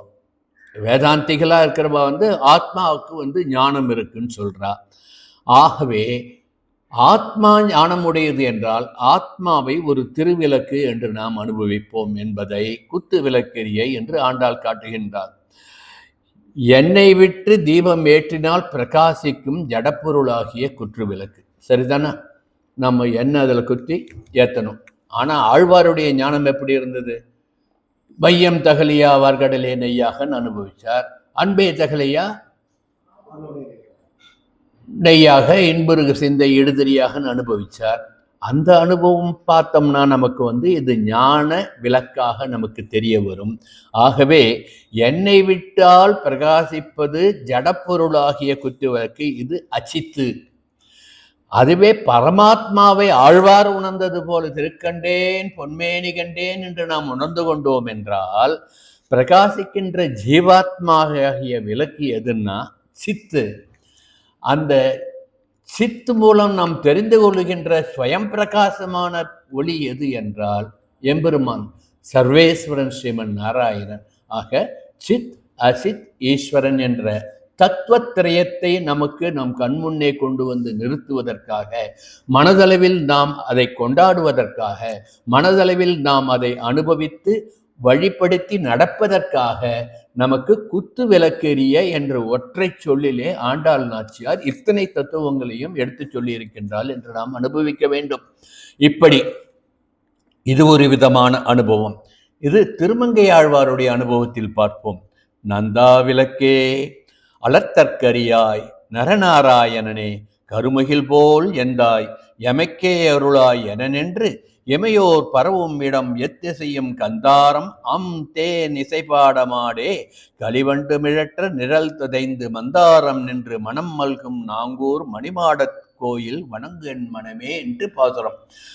நாங்கூர் மணிமாட திருக்கோவிலோட எம்பிரானை மங்களாசாசனம் பண்ணும் பொழுது பின்னால 2 வரிகள் அந்த ஊரை பற்றியும் ஊரில் இருக்கிற பெருமையை பற்றியும் சொல்றார். நாம இங்க பார்க்க வேண்டியது நந்தா விளக்கே, ஸ்வயம் பிரகாசமான, எப்பொழுதும் அணையாத, தீபஸ்வரூபமாய் இருக்கின்ற, ஜோதிர்மயமாய் இருக்கின்ற, அஞ்ஞானத்தை போக்குகின்ற, மெய்ஞானத்தை விளக்குகின்ற அந்த நந்தா விளக்கே அளத்தற்கரியாய். உன்னை வாயால் அளக்க முடியுமா? இல்லை ஏதாவது ஒரு அளவுகோல் வச்சு அளக்க முடியுமா? நிச்சயமாக முடியாது. என் மனதிலே கொள்ள முடியும். மார்வம் என்ற கோயில் அமைத்து அதில் மாதவன் என்னும் தெய்வத்தை நாட்டி, மார்வம் என்ற கோயில் ஆழ்வார் பாட்டுனா இல்லையா, மார்வம்னா நம் ஹிருதயத்திலே ஒரு கோயிலாக்கி அதில் எம்பெருமானை கொல்லத்தான் முடியுமே தவிர அவனை அளக்க முடியாது என்பதை அளத்தற்கரியாய் என்று பதம் போட்டார் ஆழ்வார். இப்படி நரநாராயணனை எம்பெருமானை ஆழ்வார் அனுபவித்ததை, நந்தா விளக்கை இந்த பாசுரத்திலே குத்து விளக்கெரிய என்ற சொல்லால் ஆண்டாள் நாச்சியார் நமக்கு எடுத்து காட்டுகின்றார் என்று அனுபவிப்போம். சரி, இன்னும் சொல்லிகிட்டே போகலாம் குத்து விளக்குக்கு. அதோடு நிறுத்திட்டு அடுத்த பதத்துக்கு போவோம். குத்து விளக்கெரிய கோட்டுக்கால் கட்டில் மேல் என்று சொல்லுகின்றாள். கோட்டுக்கால் கட்டில்னா என்ன? கிருஷ்ணாவதார காலத்திலே எம்பெருமான் கண்ணனாக வந்து பிறந்த பொழுது பகவானுடைய பராக்கிரமங்களை குறிக்கின்ற வகையிலே வெற்றியின் அடையாளமாக இதை உருவகப்படுத்துகின்றாள் என்று ஒரு விதமாக நாம் அனுபவிக்கலாம். கோட்டுக்கால் என்பதை, கட்டில்னால் 4 கால் இருக்கணும் இல்லையா, தர்மார்த்த காம மோட்சம் என்று அந்த 4 காலையும் உருவகப்படுத்தி அனுபவிக்கலாம். ஆக இன்னொரு விதமாக அனுபவித்தோம் என்றால், நான் என்ற அகந்தையினுடைய 4 நிலைகள் நம்மிடமிருந்து அகல வேண்டும் என்று சொல்லுகின்றாள் என்றும் நாம் அனுபவிக்கலாம். நான் என்பது அகங்காரத்தினுடைய வெளிப்பாடு. நான் செய்கின்றேன், நான் இதற்கு காரணம், நான் தான் அனுபவிக்கின்றேன், நான் தான் ஞானமிக்கவன், நான் தான் பக்தன் என்ற அகங்காரம் வந்துவிட்டால் அங்கு ஞானம் இருக்காது, அஞ்ஞானம்தான் இருக்கும். அதனால்தான் வேதம் சொல்லும், எனக்கு எதுவுமே தெரியாதுன்னு வரவங்கிட்ட ஞானம் அதிகமாக இருக்கும். எனக்கு எல்லாம் தெரியுன்றவங்கிட்ட ஒண்ணுமே தெரியாதுன்றது அர்த்தம். அவிஜானம் விஜானாதம் விஞ்ஞானம் அபிஜானதாம்ட்டு வேதம் சொல்லும். ஆகவே எப்பொழுதுமே நாம் எனக்கு எதுவும் தெரியாது, அடியேன் அடியேன் என்று இருந்தால்தான் எம்பெருமான் அந்த அடியேனை தேடி அடியடியாக எடுத்து வருவார் என்பதுதான் நமது சம்பிரதாயம் நமக்கு எடுத்து காட்டுகின்ற உண்மை. அந்த வகையிலே நான் என்ற அந்த அகங்காரம் போனால், நானே செய்கிறேன், நானே அனுபவிக்கிறேன், நானே ஞானமிக்கவன், நானே பக்தன் என்ற அகங்காரம் நீங்கினால் நமக்கு எம்பெருமான் காட்சி தருவான். அதைத்தான் பகவான் கிருஷ்ணன் பகவத்கீதையிலே உபதேசம் பண்ணினான். நான் என்று சொல்வதற்கு நமக்கெல்லாம் அருகதை கிடையாது. ஆனால் ஒரே ஒருவனுக்கு மட்டும் அருகதை உண்டு. அது யார்? பகவான் தான். ஆகவேதான் மாம் ஏகம் சரணம் ரஜ, என் ஒருவனையே நீ சரணாகதி பண்ணுன்னு சொன்னான். அப்போ நான் என்ற ஒரு பெருமையை கொள்ளக்கூடிய ஒரே ஒருவன் யாருன்னா எம்பெருமான் ஸ்ரீமன் நாராயணன் தான். ஆகவேதான் சர்வ பாபங்களையும் நீ என்னை சரணாகதி பண்ணினால் நான் நீக்கி விடுகின்றேன், கவலைப்படாதே என்று நமக்கு பகவத்கீதையிலே எம்பெருமான் அனுகிரகம் பண்ணினான். ஆகினால்தான் நமது ஸ்ரீ வைஷ்ணவ சம்பிரதாயத்திலே ஒருவரை ஒருத்தர் பார்த்துக்கும் போது வந்தனம் பண்ணும்போது என்ன சொல்றாங்க? அடியேன் அடியேன் அடியேன் என்று சொல்கின்றோம். அப்படின்னா அந்த வினயம், நான் அடியார்க்கும் அடியார்க்கும் அடியார்க்கும் அடியார்க்கும் அடியேன்ட்டு ஆழ்வார் அனுபவித்தார் அல்லவா? அப்போ அடியார் அவர்க்கு அடியார், அவர்தம் அடியார் அவர்தம் அடியாருக்கும் அடியேன்ட்டு தன்னை எந்த அளவுக்கு தாழ்த்தி, அதாவது மற்றவர்களை உயர்த்தி நம் நிலையை தாழ்த்தி சொல்கின்றோமோ அதுதான் உண்மையான விவேகம். அதுதான் உண்மையான செல்வம் என்பதை நமது சம்பிரதாயம் அடியேன் என்று நாம் வணங்குகின்ற அந்த முறையிலே காட்டுகின்றது. இதைத்தான் திருவள்ளுவரும் சொன்னார். என்ன சொன்னார்? எல்லாருக்கும் நன்றாம் பணிதல் சொன்னார் இல்லையா? அவர்களும் செல்வர்க்கே செல்வம் தகைத்து. எது செல்வம்? எது திருத்தக்க செல்வம்? இந்த எளிமை. இப்படி தான் தான் என்ற அகங்காரம் நீங்கி அடியேன் என்ற உணர்வை கொள்ளுவதுதான் பெரிய செல்வம் என்று திருக்குறளும் எடுத்து காட்டுகின்றது என்று நாம் அனுபவிக்க வேண்டும். கோட்டுக்கால் கட்டில் சொல்ல வந்துட்டு நீ திருக்குறள்லாம் சொல்லிட்டு இருக்கேன்னு நினைக்காதீங்க. இதெல்லாம் அனுபவத்தினுடைய ஒரு எப்படி சொல்றது, அனுபவித்த போது பலவிதமாக அனுபவிப்பதற்கு ஒரு ஹேத்து வழி. அந்த வகையில் அனுபவித்துக் கொள்ளுங்கள். கோட்டுக்கால் என்பது தர்மார்த்த காம மோட்சம் என்ற அதை சொல்லுகின்றது, அல்லது நம் அகந்தை மனமாச்சரியங்கள் நீங்க வேண்டும் என்பதை சொல்லுகின்றது என்று அனுபவிக்கலாம். கோட்டுக்கால் கட்டில் அப்புறம் அடுத்தது என்ன சொல்றா? மெத்தென்ற பஞ்சசயனத்தின் மேலேறி என்று சொல்லுகின்றாள். பஞ்சசயனம் என்றால் என்ன? அதுவும் மெத்தென்ற பஞ்சசயனமா?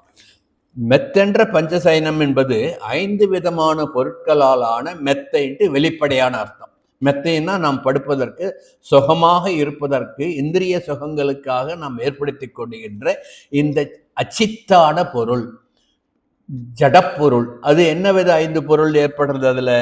அதுல இலவம்பஞ்சு, அன்னத்தின் தூரிகை, பூவின் போதுகள், பூவினுடைய இதழ்கள், கோரைப்புல், மயில் தூரிகை என்ற 5 பொருள்களை கொண்டு அற்புதமாக அமைக்கப்பட்ட இந்த இகபுரோக சுகங்களை அனுபவிப்பதற்காக, இந்திரிய சுகங்களுக்காக ஏற்படுத்தப்பட்ட மெத்தை என்பது சாதாரணமாக பார்க்கும்போது படிக்கும்போது தெரியும்.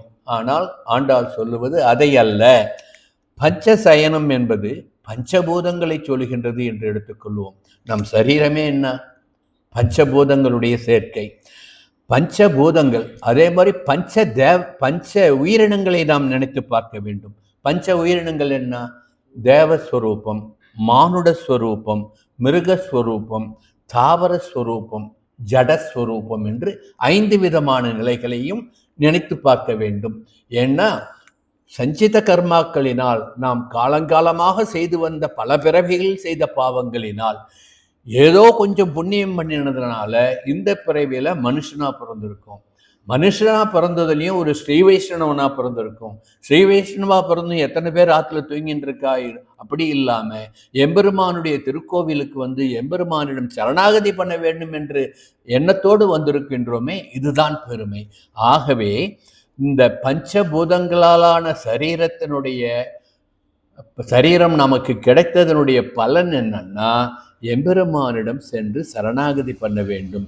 நமது பஞ்ச இந்திரியங்களும் எம்பெருமானுக்கு அர்ப்பணம் பண்ண வேண்டும் என்பதை உணர்த்துவதற்காகத்தான் குலசேகர ஆழ்வார் முகுந்த மாலையிலே ஒவ்வொரு அவயங்களும் நமக்கு எதுக்காக வந்ததுன்னு பாடி காட்டினதை அனுபவிச்சோம் இல்லையா? அதை நினைச்சு பார்த்துக்கோங்க. இப்படி பஞ்சசயனத்தை இந்த மாதிரி பஞ்சபூதங்களை குறிப்பதாக, பஞ்ச உயிரினங்களை குறிப்பதாக நாம் அனுபவிக்கலாம். இப்போ பஞ்சசயனம் என்பது ஒவ்வொருவரும் அறிந்து கொள்ள வேண்டிய அர்த்த பஞ்சகம் என்ற 5 பேருண்மைகள் என்றும் நாம் அனுபவிக்கலாம்.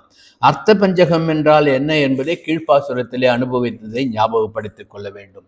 இதைத்தான் நம்ம திருவாய்மொழி தனியனாக பராசரப்பட்டர் நமக்கு எடுத்து கொடுத்திருக்கிறார். மிக்க இறைநிலையும் மெய்யாம் உயிர்நிலையும் தக்க நெறியும் தடையாகி தொக்கியலும் ஊழ்வினையும் வாழ்வினையும் ஓதும் குறுகையுரோன் யாழினிசை வேதத்தை தனியன். அதுல என்ன சொல்றார்? இது எங்கேருந்து அவர் எடுத்தாருன்னா, ஹாரித ஸ்மிருதியில ஒரு ஸ்லோகம், அது கீழ்ப்பாசுரத்தில் அனுபவிச்சோம், அதையும் திருப்பி சொல்றேன்.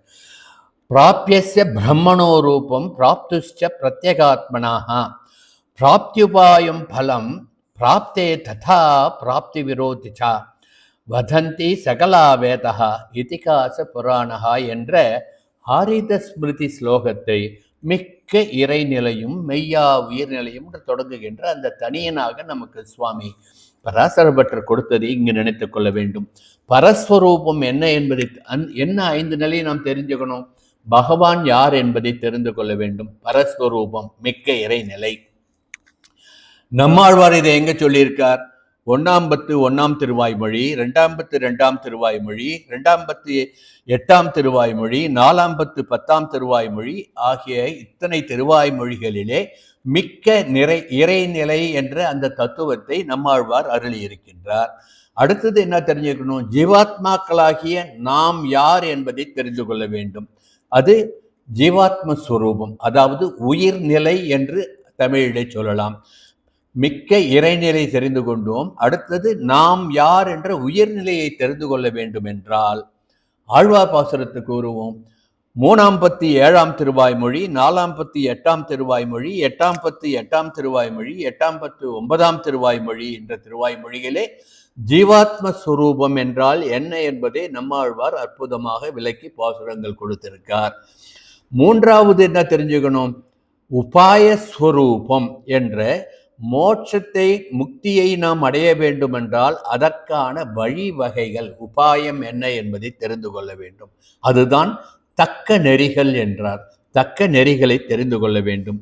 இந்த தக்க நெறிகளை பற்றி 5ஆம் பத்து 7, 8, 9 மற்றும் 10ஆவது திருவாய்மொழியிலே உபாயஸ்வரூபம் என்றால் என்ன என்பதை நம்மாழ்வார் விளக்கி இருக்கின்றார். அடுத்து 4ஆவதாக என்ன தெரிஞ்சுக்கணும்? புருஷார்த்த ஸ்வரூபம் தெரிஞ்சுக்கணும்.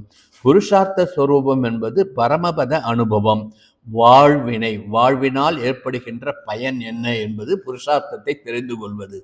இதை முக்தி அல்லது மோட்சம் என்று சொல்லுவார்கள். இதை 2ஆம் பத்து 9ஆம் திருவாய்மொழி, 3ஆம் பத்து 3ஆம் திருவாய்மொழி, 8ஆம் பத்து 10ஆம் திருவாய்மொழி, 10ஆம் பத்து 3ஆம் திருவாய்மொழி ஆகிய திருவாய்மொழிகளில் புருஷார்த்த ஸ்வரூபம் என்றால் என்ன என்பதை ஆழ்வார் விளக்கி சொல்லி இருக்கின்றார். கடைசியாக ஊழ்வினை என்ற விரோதி ஸ்வரூபம், எம்பெருமானை நாம் அடைய முடியாமல் தடுக்கின்ற விரோதிகள் யார் என்பதை உணர வேண்டும்.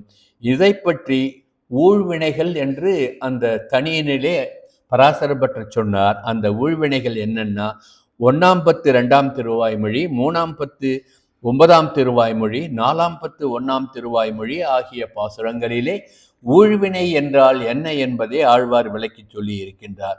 இப்படி நம்மாழ்வார் இந்த 5 பேருண்மைகளை இத்தனை பாசுரங்கள் சொல்லி நமக்கு விளக்கியதை ஆண்டாள் நாச்சியார் ஒரே பதத்திலே பஞ்சசயனம் என்று சொல்லிவிட்டார். அதுதான் ஆண்டாளுடைய பெருமை. இவ்வளோ பாசுரங்கள்ல என்னென்ன சொல்லியிருக்காளோ அது அனைத்தையும் நம் மனதுக்குள்ளே கொண்டு வருவது பஞ்சசயனம் என்ற ஒற்றை சொல் என்று நாம் அனுபவிக்க வேண்டும். ஆகவே இந்த பஞ்சசயனத்தில் என்று ஆண்டாள் குத்து விளக்கெரிய கோட்டுக்கால் கட்டில் மேல் மெத்தென்ற பஞ்சசயனத்தின் மீதேறி என்று சொல்லி இருக்கின்றாள். இப்போ பஞ்சசயனம்னா இப்போ வேற ஒரு அனுபவத்துக்கு போவோம். ஆழ்வாரெல்லாம் ரொம்பவும் கொண்டாடி அனுபவிச்ச சொரூபம் எதுன்னா எம்பெருமானுடைய கிடந்த நிலை. கிடந்த நிலைன்னா பள்ளிகொண்ட நிலை. பள்ளிகொண்ட நிலைன்னா படுத்துட்டு காட்சி அளிக்கிறார் இல்லையா பெருமாள்.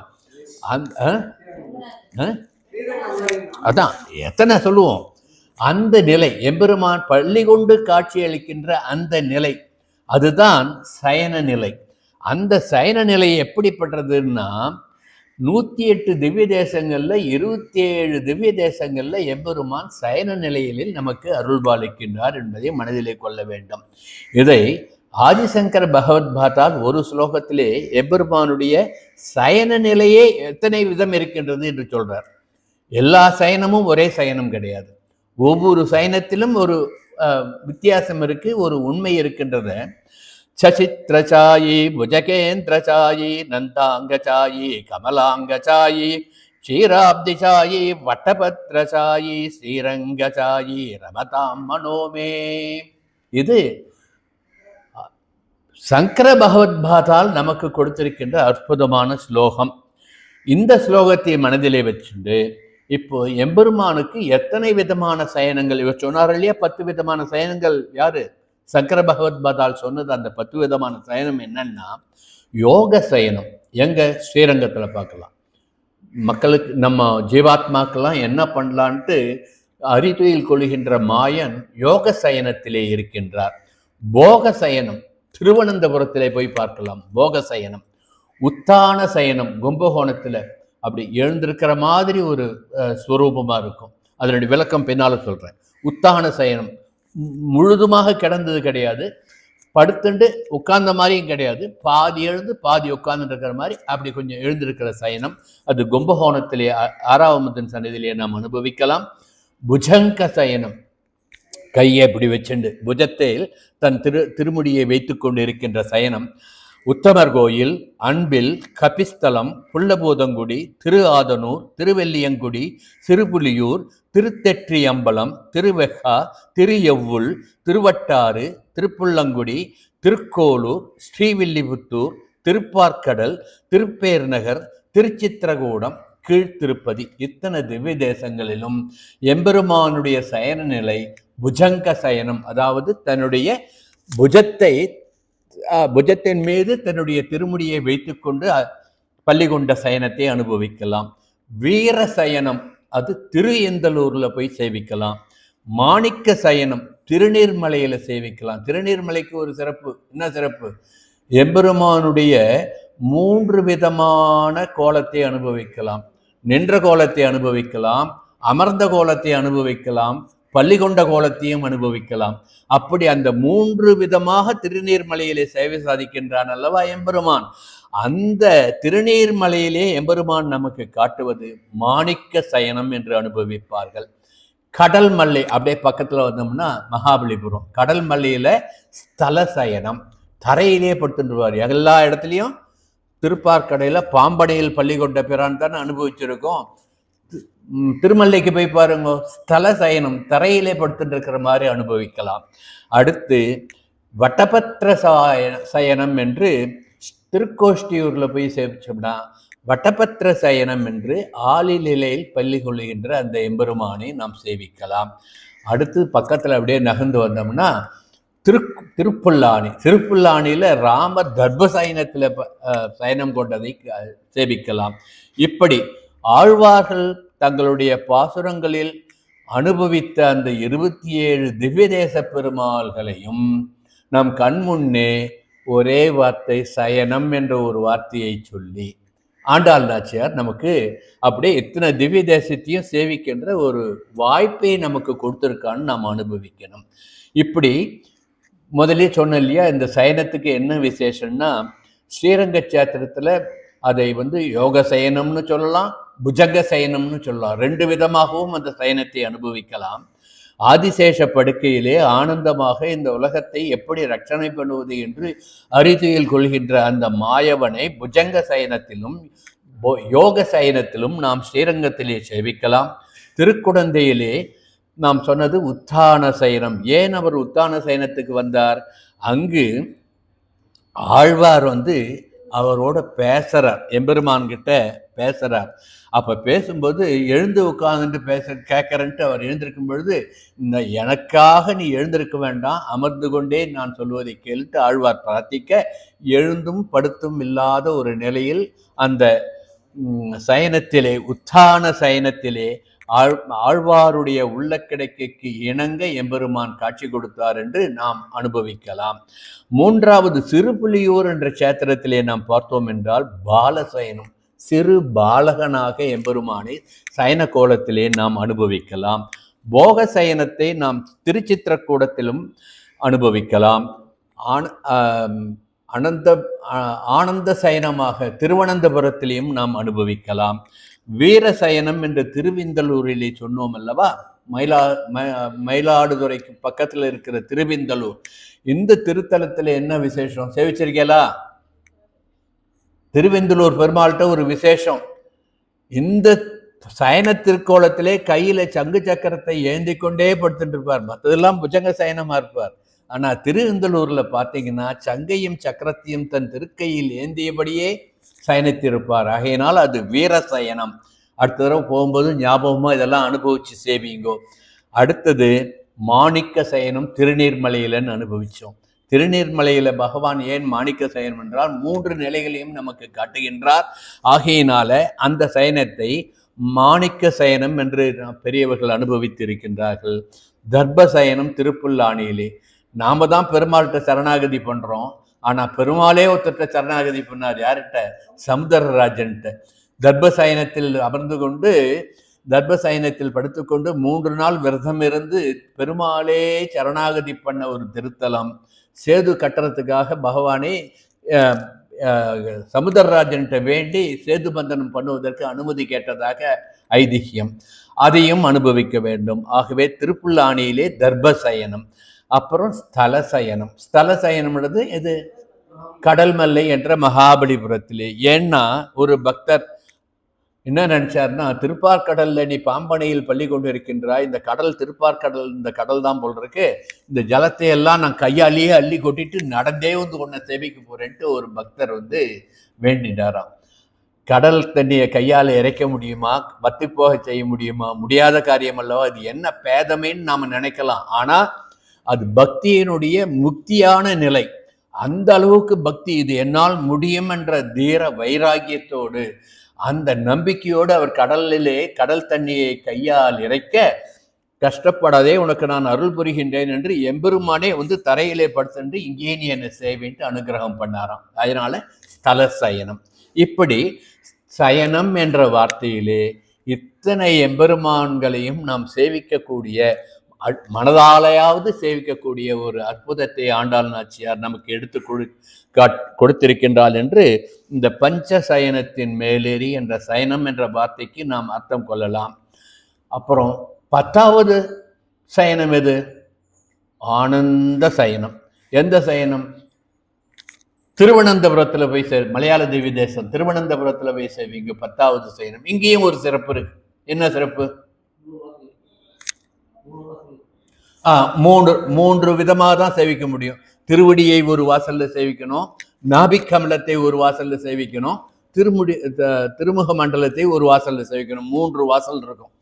அது பக்தர்கள்லாம் திருவடியை சேவிப்பா, தேவர்கள்லாம் நாபிக்கமலத்தை சேவிப்பா, முனிவர்கள்லாம் அவனுடைய திருமுகத்தை சேவிப்பான்ட்டு விளக்கம் சொல்லுவா. அது இருக்கட்டும். இன்னும் ஒரு சிறப்பு இருக்கு அந்த ஊர்ல. அது ஒண்ணு. இன்னொரு சிறப்பு இருக்கு. அடுத்த தடவை போகும்போது செய்வீங்க. என்னன்னா, நாம எந்த திவ்ய தேசத்துக்கு போனாலும் சயன திருக்கோலம் பார்த்தோம்னா, நாம பெருமாளை பார்க்கும் பொழுது நமக்கு வலது பக்கத்துல எம்பெருமானுடைய திருவடியை சேவிக்கலாம். நாம பெருமாள் எதிர போய் நின்னோம்னா நமக்கு வலது பக்கம் எம்பெருமானுடைய திருவடி இருக்கும். அப்படியே திருமுடியிலேருந்து திருமுகம் வரையில் அப்படியே சேவிச்சுட்டே வரலாம். இது பொதுவாக சயன கோலத்தினுடைய அமைப்பு. ஆனால் திருவட்டாறு, திருவனந்தபுரம் இந்த கஷேத்திரத்தில் பார்த்தீங்கன்னா, நமக்கு இடது பக்கத்தில் நாம் சேவிக்கும் பொழுது இடது பக்கத்தில் திருவடியும் வலது பக்கத்தில் திருமுடியும் இருக்கும். அப்படியே இடவலம் மாறி இருக்கும். பார்த்திருக்கீங்களா? திருவனந்தபுரத்து பெருமாளுக்கு அந்த பெருமாள் சயனம் இடமும் வளமும் மாறி இருக்கும். நாம மற்ற பெருமாளை சேவிக்கும் போது வலப்பக்கம் திருவடி, இடப்பக்கம் திருமுடி என்று சேவிப்போம். திருவனந்தபுரம், திருவட்டாறு என்ற அந்த மலையாள திவ்ய தேசம், திருவட்டாறு தமிழ்நாட்டில் இருந்தாலும் மலையாள தேசத்தை ஒட்டி இருக்கிறதுனால அந்த திவ்ய தேசத்திலும் எம்பெருமான் இடவலமாக மாறி இருப்பார். நாம போய் அவரை எதிர் நின்னோம்னா இடது பக்கத்துல என்ன தெரியும்? நமக்கு திருவடி தெரியும், வலது பக்கத்துல திருமுடி தெரியும். இது அந்த ஊரினுடைய விசேஷம், அந்த சொரூபத்தினுடைய விசேஷம். இதெல்லாம் நமக்கு அனுபவிக்கின்ற விசேஷம் எப்படி கிடைச்சது? சயனம் என்ற ஒத்த வார்த்தையில் கிடைச்சது. அதுதான் ஆண்டாளுடைய பெருமை. மெத்தென்ற பஞ்ச சயனத்தின் மேலேறி என்று சொல்லுகின்றால், அடுத்த வார்த்தை என்ன சொல்றார்? கொத்தலர் பூங்குழல் நெப்பின்னை என்று சொல்லுகின்றார். கொத்து அலர் பூன்னு சொல்றார். கொத்தாக நன்றாக மலர்ந்த புஷ்பங்களை தன் திருமுடியிலே சாற்றிக் கொண்டிருக்கின்ற நப்பின்னையே என்று பொதுவாக இதற்கு பொருள் வரும். அலர் என்றால் அலர்தல். அண்டலர்ந்த தாமரையை போல் என் முகம் இருந்ததுன்ட்டு ராமனை சொன்னார் இல்லையா கம்பர்? அப்படி அலர்தல். அலர்தல் என்றால் நன்றாக விரிந்து மலர்ந்திருக்கின்ற புஷ்பம். அப்படிப்பட்ட புஷ்பத்துக்கு ஏன் அலர் என்ற வார்த்தையை இங்கு சொல்றார்? கொத்தலர் பூவை கொண்டவளேன்னு சொல்லியிருக்கலாம். ஆனால் அலர் என்ற வார்த்தை சொன்னதுனால புஷ்பம் அலர்ந்த மலருக்கு எத்தனை நிலைகள் என்பதை ஆண்டால் நாம தெரிஞ்சுக்கணும்ட்டு நமக்கு ஒரு தூண்டுதல் பண்றார். மலருடைய பல நிலைகளை நம்மை அனுபவிக்க வைக்கின்றார். மலர் அல்லது பூ நன்றாக மலர்ந்திருந்தால் அது அலர் என்று தோன்றும். அது மலர்வதற்கு முன் கூம்பி இருந்தால் அதற்கு பெயர் அரும்பு. அந்த அரும்பே பனியில நனைஞ்சுட்டு இருக்கு இல்லையா, அப்போ அதுக்கு பேர் முகை அல்லது நனை. அந்த நனைந்த அந்த அரும்பு முத்து போன்று கொஞ்சம் வெடிக்கிற ஸ்டேஜுக்கு வருது இல்லையா, அதன் பேர் முகை. அந்த வெடிக்கும் நிலை அப்படியே பாதி பிரிஞ்சும் பாதி பிரியாமல் இருக்கியா, அதன் பேர் மொக்கு. அந்த மொக்கு அப்படியே கொஞ்சம் பிரிஞ்ச நிலையில பார்க்கும் பொழுது அதுலேருந்து வாசனை வெளில வரும். அந்த நிலையில் அதுக்கு பேர் போது. அப்படி மனம் வீச தொடங்கிய பிறகு நன்றாக விரியும். அப்பொழுது அதற்கு பெயர் முகிழ். பிறகு நன்றாக மலர்ந்து அதில் இருக்கின்ற தேனை வண்டுகள் வந்து மொய்க்க தொடங்கும். அந்த நிலை வருகின்ற பொழுது அதற்கு பெயர் அலர். நன்றாக அலர்ந்து விட்டது. அப்போ ஒரு புஷ்பத்தினுடைய இத்தனை நிலைகளை நம் கண்முன்னே கொண்டு வந்து நிறுத்துகின்றால் கொத்து அலர் பூங்குழல் என்று நன்றாக மலர்ந்த தேன் நிரம்பி இருக்கின்ற புஷ்பங்களை தன் திருமுடியிலே சூடிய நப்பின்னை பிராட்டியே என்று நமக்கு காட்டுகின்றாள். தத்துவமாக இப்போ அனுபவிப்போம். கொத்தலர் பூ என்பது பரமனையும் பிராட்டியையும் சுற்றி இருக்கின்ற நித்திய சூரிகளை நமக்கு அடையாளம் காட்டுவதாக நாம் அனுபவிக்க வேண்டும். சதா பஷ்யந்தி சூரையா, வேதம் சொல்றது இல்லையா, நம்ம தினமும் அனுபவிக்கிறோம் இல்லையா. அவ கண் இமைக்காமல் எம்பெருமானுடைய அந்த திவ்ய ஸ்வரூபத்தையே சதா பஷ்யந்தி, எப்பொழுதும் பார்த்து கொண்டே இருக்கின்றார்கள் என்ற நிலையை வேதம் சொல்லித்தல்லவா. அந்த நிலைக்கு நாம போகணும்னா நாம முக்தாத்மாவா மாறணும். முக்தாத்மாவா மாறி அச்சிராதி மார்க்கத்துல போய் எம்பெருமானுடைய திருவடியிலே லயமடைந்தால் நித்திய சூரிகளை போன்று எம்பெருமானை தரிசனம் பண்ணுகின்ற பாக்கியம் நமக்கு கிடைக்கும் என்பதைத்தான் கொத்து அலர் பூங்குழல். கொத்து அலர், அந்த கொத்து மலர்கொத்துகள் போன்று நித்திய சூரிகள் எம்பெருமானை சேவிக்கின்ற அந்த நிலையை நமக்கு எடுத்து காட்டுகின்றாள் என்று நாம் அனுபவிக்க வேண்டும். இப்படி இதை இன்னொரு விதமா அனுபவிப்பா. கொத்தலர் பூங்குழல் நப்பின்னை கொங்கு மேல் வைத்து கிடந்த மலர் மார்பா என்று சொல்லுகின்றார். இதெல்லாம் வழக்கம் போல வைரமுத்து போல நாத்திகவாதிகள் படிச்சாங்கன்னா விரசமா சொல்லியிருக்கான் என்றால் கேவலமா பேசுவான். ஏன்னா யார் யாருக்கு அதாவது தொட்டனை தூரும் மணற்கேணின்னு அதுதான். அவ மனசுல எந்த அளவுக்கு அனுபவிக்கிறாளோ அதை பொறுத்து தான் அர்த்தமும் தெரியும். இது அந்த காலத்து இலக்கியங்கள்ல பெண்களுடைய சுரூபத்தை வர்ணிப்பது என்பது இலக்கிய நயம். அதை இலக்கிய நயமாக பார்த்துட்டு போகாம சிற்றின்ப நோக்கில அதில் பார்த்தால் அப்படிதான் அவளுக்கு தெரியும். நமக்கு அப்படி தெரியாது. நமக்கு எப்படி தெரியும்னா, வாசல்ல எல்லாரும் கதவை திறவாய் நப்பின்னை நங்காய் கதவை திருவையை துயிலழாயிட்டு எழுப்புறா. நான் போய் எழுப்புறதா நீ போய் எழுப்புறதான்னு கண்ணனுக்கும் நப்பின்னைக்கும் ஒரு போட்டி எடுத்தான். அப்போ போட்டி வந்த போது நப்பேன் எப்படா நான் போய் முதல்ல திறக்கிறேன், பக்தர்கள் தான் வந்துட்டான்ட்டு வேகமாக வருகின்ற பொழுது கண்ணன் தன்னுடைய பராக்கிரம், கண்ணன் பலசாலி, எப்பயுமே ஆணை பெண்ணை விட ஆண் கொஞ்சம் பலசாலி இல்லையா, அதனால அவளை கீழே அழுத்தி விட்டு அவள் மேல் அழுத்தி கொண்டு கதவை திறக்காமல் இருந்தான்ட்டு பெரியவா அப்படி அனுபவிப்பாள். ஒரே செயலை எப்படி அனுபவிக்கின்றது நம் பார்வையில் தான் இருக்கின்றது என்று நாம் பார்க்க வேண்டும்.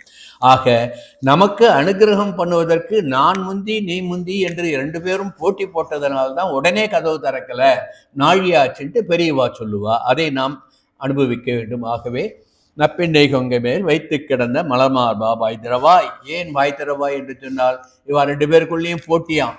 அந்த போட்டியில கண்ணன் இவளுடைய வாயை அடைத்துக் கொள்கின்றான். நான் தான் போய் திறப்பேன், நீ போகக்கூடாதுன்ட்டு அப்படி இருந்ததுனால் யா பலாத்கிருத்த புத்தியே. அதனால்தான் பராசர பட்டர் சொன்னார், தன்னுடைய பலத்தினால் இந்த பிராட்டியை அழுத்தி கொண்டிருந்தான் என்று சொல்லி வாய் திறக்காமல் இருக்க செய்தான். இவர்கள் சற்று நேரம் காத்திருக்கட்டும், அப்பொழுதுதான் நம் அருமை தெரியும் என்று தெரிய வைத்தான் என்று நாம் அனுபவிக்க வேண்டும். இது தத்துவார்த்தமாக இதை நாம் அனுபவிக்க வேண்டும். மலர் மார்பா என்று சொல்லுகின்றால், மலர் மார்பான்னா சுவாமி இப்போ கொஞ்ச நாளைக்கு முன்ன சொன்னால அகல இல்லேன் உரையும் என்று அலர் மேல் மங்கை உரைகின்ற மார்பா. மலர்னா யாரு? மங்கை. மலர் அலர் மேல் மங்கை. அலர்னா இப்போ என்னன்னு கொஞ்ச நாளைக்கு முன்ன பார்த்தோம். அலர்னா நன்றாக மலர்ந்த புஷ்பம். அந்த புஷ்பத்து மேலே யார் தாயார் உட்கார்ந்துருக்கா? அலர் மேல் மங்கை, மங்கையாகிய தாயார். அதுதான் மலர் மார்பா என்று சொல்லுகின்றாள் என்று அந்த திவ்ய மிதுனத்தை நமக்கு அடையாளம் காட்டுகின்றாள் என்று நாம் அனுபவிக்க வேண்டும். அடுத்து மைத்தடங்கண்ணினாய் என்று சொல்லுகின்றாள். மைத்தடங்கண்ணினாய்ன்னு சொல்லும் பொழுது நாம் 2வது பாசுரத்துக்கு உடனே போயிடணும். அங்க என்ன சொன்னா? மையிட்டெழுதோம் மலரிட்டு நான் முடியோம்ட்டு சொன்னா. இங்க என்ன பண்றா? மைத்தடங்கண்ணினா, நன்னா கண்ணுக்கு மையிட்டு இருக்கியே, கொத்து அலர் பூங்குழல் நன்னா கொத்து கொத்தா பூவை வச்சுருக்கியேட்டு ஏங்கரா. இந்த தரிசனத்தை நாங்க பார்க்கணும், அதுக்காக தான் நாங்கள்லாம் மையிட்டுக்காம வந்திருக்கோம், அதுக்காக தான் நாங்கள்லாம் மலரிட்டுக்காம விரதம் இருந்துருக்கோம்னு சொல்றா. இன்னொரு விதமா ரசமா அனுபவிக்கணும்னா, இந்த மையெல்லாம் எங்களுக்கு வேண்டாம், இந்த ஜடவஸ்து மை எங்களுக்கு வேண்டாம், கருமையான கிருஷ்ணன் அப்படி தொட்டு அந்த கிருஷ்ண ஸ்பர்சத்தை எங்கள் மையாக இட்டுக் கொள்கின்றோம். எப்படிப்பட்ட அனுபவம்! கிருஷ்ணன் எப்படி இருப்பான்? கார்முகில் வண்ணன் கட்டக்கரேர்ன்னு இருக்கான் இல்லையா, அந்த மையை கிருஷ்ண ஸ்பர்சத்தை எங்கள் கண்களிலே மையாக இட்டுக் கொள்வதற்காக நாங்கள் விரதம் இருந்து நின் கோயில் வாசலிலே வந்து உன்னை கதவை திறவா என்று வேண்டி நிற்கின்றோம் என்று நப்பெண்ணை நங்காய் திருவேயை துயிலழாய் என்று எழுப்புகின்றாள் என்று நாம் அனுபவிக்க வேண்டும். இது ஒரு விதமான அனுபவம். மை என்றால் கண்ணுக்கு இடுகின்ற, கண்ணை அழகுபடுத்துகின்ற அந்த மை ஜடப்பொருள். தடம் என்றால் வழி. அந்த ஏறார்ந்த கண்ணிக்கு இந்த அழகான மையை இட்ட அந்த ஏறார்ந்த கண்ணி யசோதை கண்ணனை பார்த்து பார்த்து அவள் கண்கள் விரிந்து விரிந்து ஏறார்ந்த கண்ணியானால் யசோதை, ஏமாந்த கண்ணியானால் யாரு? தேவகி. இவ அனுபவிச்சதெல்லாம் அவளுக்கு கிடைக்கல இல்லையா? இவள் ஏறார்ந்த கண்ணி, அவள் ஏமாந்த கண்ணி. அவ தான் அம்மாவாச்சு, அவளை போய் கண்ணின்னு சொல்றேன்னா 2 சுழினா இல்லை 3 சுழினா. கண்ணை உடையவள் இவள், ஏறு ஆர்ந்த கண்ணி அவள், ஏமாந்த கண்ணி, கண்ணினை உடையவள் அனுபவிக்கணும். இப்போ இது ஒரு விதமா இருக்கட்டும். இப்போ மைத்தடங்கண்ணினா என்றால் ஆண்டாள் நாச்சியார் என்ன நினைச்சு மைத்தடங்கண்ணினான்னு சொன்னா, நம்ம பெரியவாளை போய் சேவிச்சா நமக்கு என்ன சொல்றா? ஆசீர்வாதம் பண்றா. சமஸ்கிருதத்துல ஆசீர்வாதம் பண்ணும்போது என்ன சொல்லுவா? சதமானம் பவது சதாயு புருஷா ஆரம்பிப்பா சமஸ்கிருத ஸ்லோகத்து. தமிழ்ல சொல்றவா எப்படி சொல்லுவா? 16 பெற்று பெருவாழ்வு வாழ்வாய், இதுதானே சொல்லுவா. 16 செல்வங்களையும் பெற்று நன்றாக வாழணும் தானே பெரியவா நமக்கு ஆசீர்வாதம் பண்றா. அந்த ஆசீர்வாதத்தை இந்த மை என்ற வார்த்தையிலே கொண்டு வந்து ஆண்டாள் வச்சுட்டான். நம்ம ஆண்டாள் நமக்கு என்ன ஆசீர்வாதம் பண்றான்னு அனுபவிப்போம். ஆண்டாள் நமக்கு எப்படி ஆசீர்வாதம் பண்றான்னா, மை என்றால் சீர்மை, சீர்மை, சீர்மை. அடுத்தது நீர்மை, நீர்வண்ணனுடைய நீர்மை, எளிமை, நீர்மை. அடுத்தது இனிமை, வாக்கிலே இனிமை, இனிமை. பொறுமை, பொறுமையாக இருத்தல், க்ஷமா. அடுத்தது திறமை, வல்லமை. உண்மை, நேர்மை, வாய்மை, தூய்மை, வன்மை, திண்மை, பேராண்மை, எளிமை, வலமை, தகைமை, தலைமை. இப்படி 16 மைய சொல்லி 16 பெற்று பெருவாழ்வு வாழ்வாயாக என்று ஆண்டாள் நமக்கு ஆசீர்வாதம் பண்ணுகின்றாள். மைத்தடங்கண்ணினாய் என்று நாம் அனுபவிக்க வேண்டும். இது ஒரு விதமான அனுபவம். அடுத்து இதெல்லாம் நாம் எப்படி அனுபவிக்கின்றோமோ அப்படிதான் இருக்கணும். சுவாமி தேசிகன் எப்படி அனுபவிச்சார்? பிராட்டியினுடைய கண் எந்த பக்கம் போறதோ அந்த பக்கமெல்லாம் சகல ஐஸ்வர்யங்களும் நான் முன்னே நீ முன்னே போட்டி போட்டு ஓடுமா. எப்படின்னா, இங்கு நப்பிண்ணை கங்கை மேல் வைத்து கிடந்த மலர் மார்பான்ட்டு நாம் முன்ன போறதா நீ முன்ன போறதான்னு அவ 2 பேரும் போட்டி போட்ட மாதிரி, பிராட்டியினுடைய கண் பார்வை செல்கின்ற இடத்திலே செல்வங்கள் நான் முன்னே நீ முன்னே என்று போட்டி போட்டு கொண்டு வரும் என்று சுவாமி தேசிகன் ஸ்ரீஸ்ருதியிலே அனுபவிச்சிருப்பார்.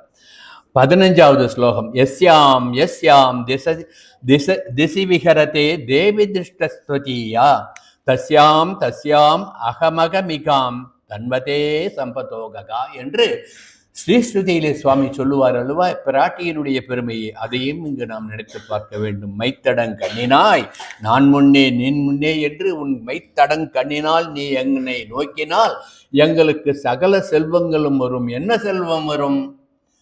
கண்ணன் என்ற செல்வம் எங்களுக்கு வந்து விடுவான். அந்த கண்ணனை மையாக நாங்கள் எங்கள் கண்ணுக்கு எடுத்துக்கொள்வோம். நாங்கள் விரதம் இருக்கின்றோம், மையிட்டு எழுதுவோம் என்று சொன்னோம்.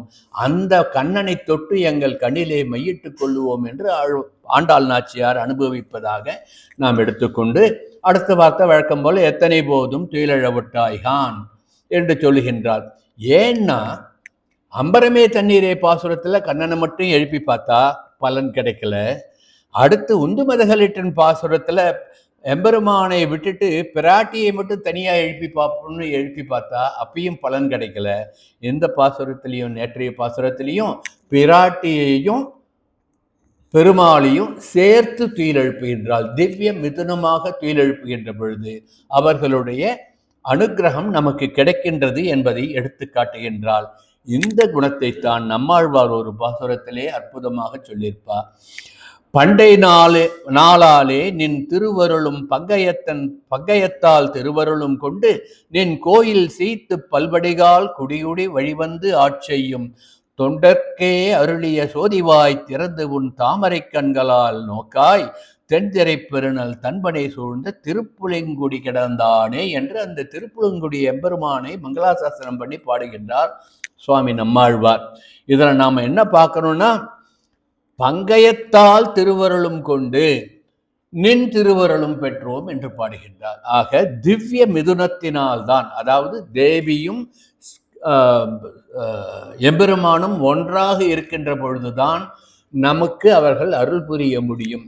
நேற்றைய பாசுரத்தில் அனுபவிச்சோம் இல்லையா, சீதா பிராட்டி இல்லாத பொழுது நீ என்னை கொண்டு விட்டான்னு வாலியை ராமனை வைத்தது போன்ற ஒரு பாசுரத்தை அனுபவித்தோம் அல்லவா.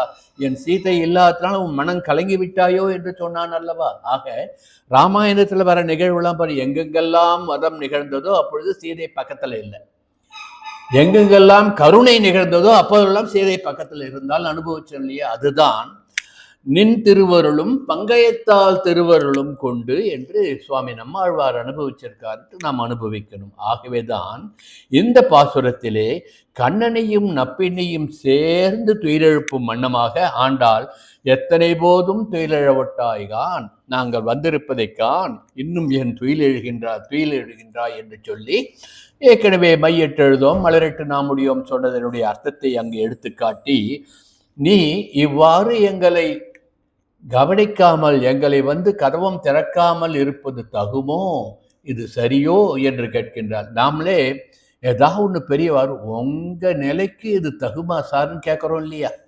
ஏதாவது நம்ம விட பெரியவர்கள் ஏதாவது ஒன்று கடிந்து சொல்லுகின்ற பொழுதோ அல்லது வேற ஏதாவது ஒரு செயல் செய்கின்ற பொழுதோ உங்கள் தகுதிக்கு இது போன்ற செயல் தகுமோ என்று கேட்பது நடைமுறையிலே பார்க்கிறோம் இல்லையா. அதைத்தான் ஆண்டாள் சொல்லுகின்றால் இங்கு நப்பின்னை பிராட்டியே நீ அருள் புரிய வேண்டும் என்று நிலை இருக்க சீரார் வலையொலிக்க திறவாய் என்று நாங்கள் வேண்டிய பொழுதும் இன்னும் நீ கதவாமல் திறப்பது உன் தகுதிக்கு சமமாகுமோ, உன் தகுதிக்கு ஏற்றமோ என்று ஆண்டாள் கேட்கின்றாள் என்று நாம் அனுபவிக்க வேண்டும். இந்த பாசுர வரிகளுக்கு அர்த்தம் சொல்லுகின்ற பொழுது வியாக்கியானகர்த்தாக்கள் கஜேந்திர மோட்சத்தை எடுத்துக்காட்டி அர்த்தம் சொல்லுவார்கள்.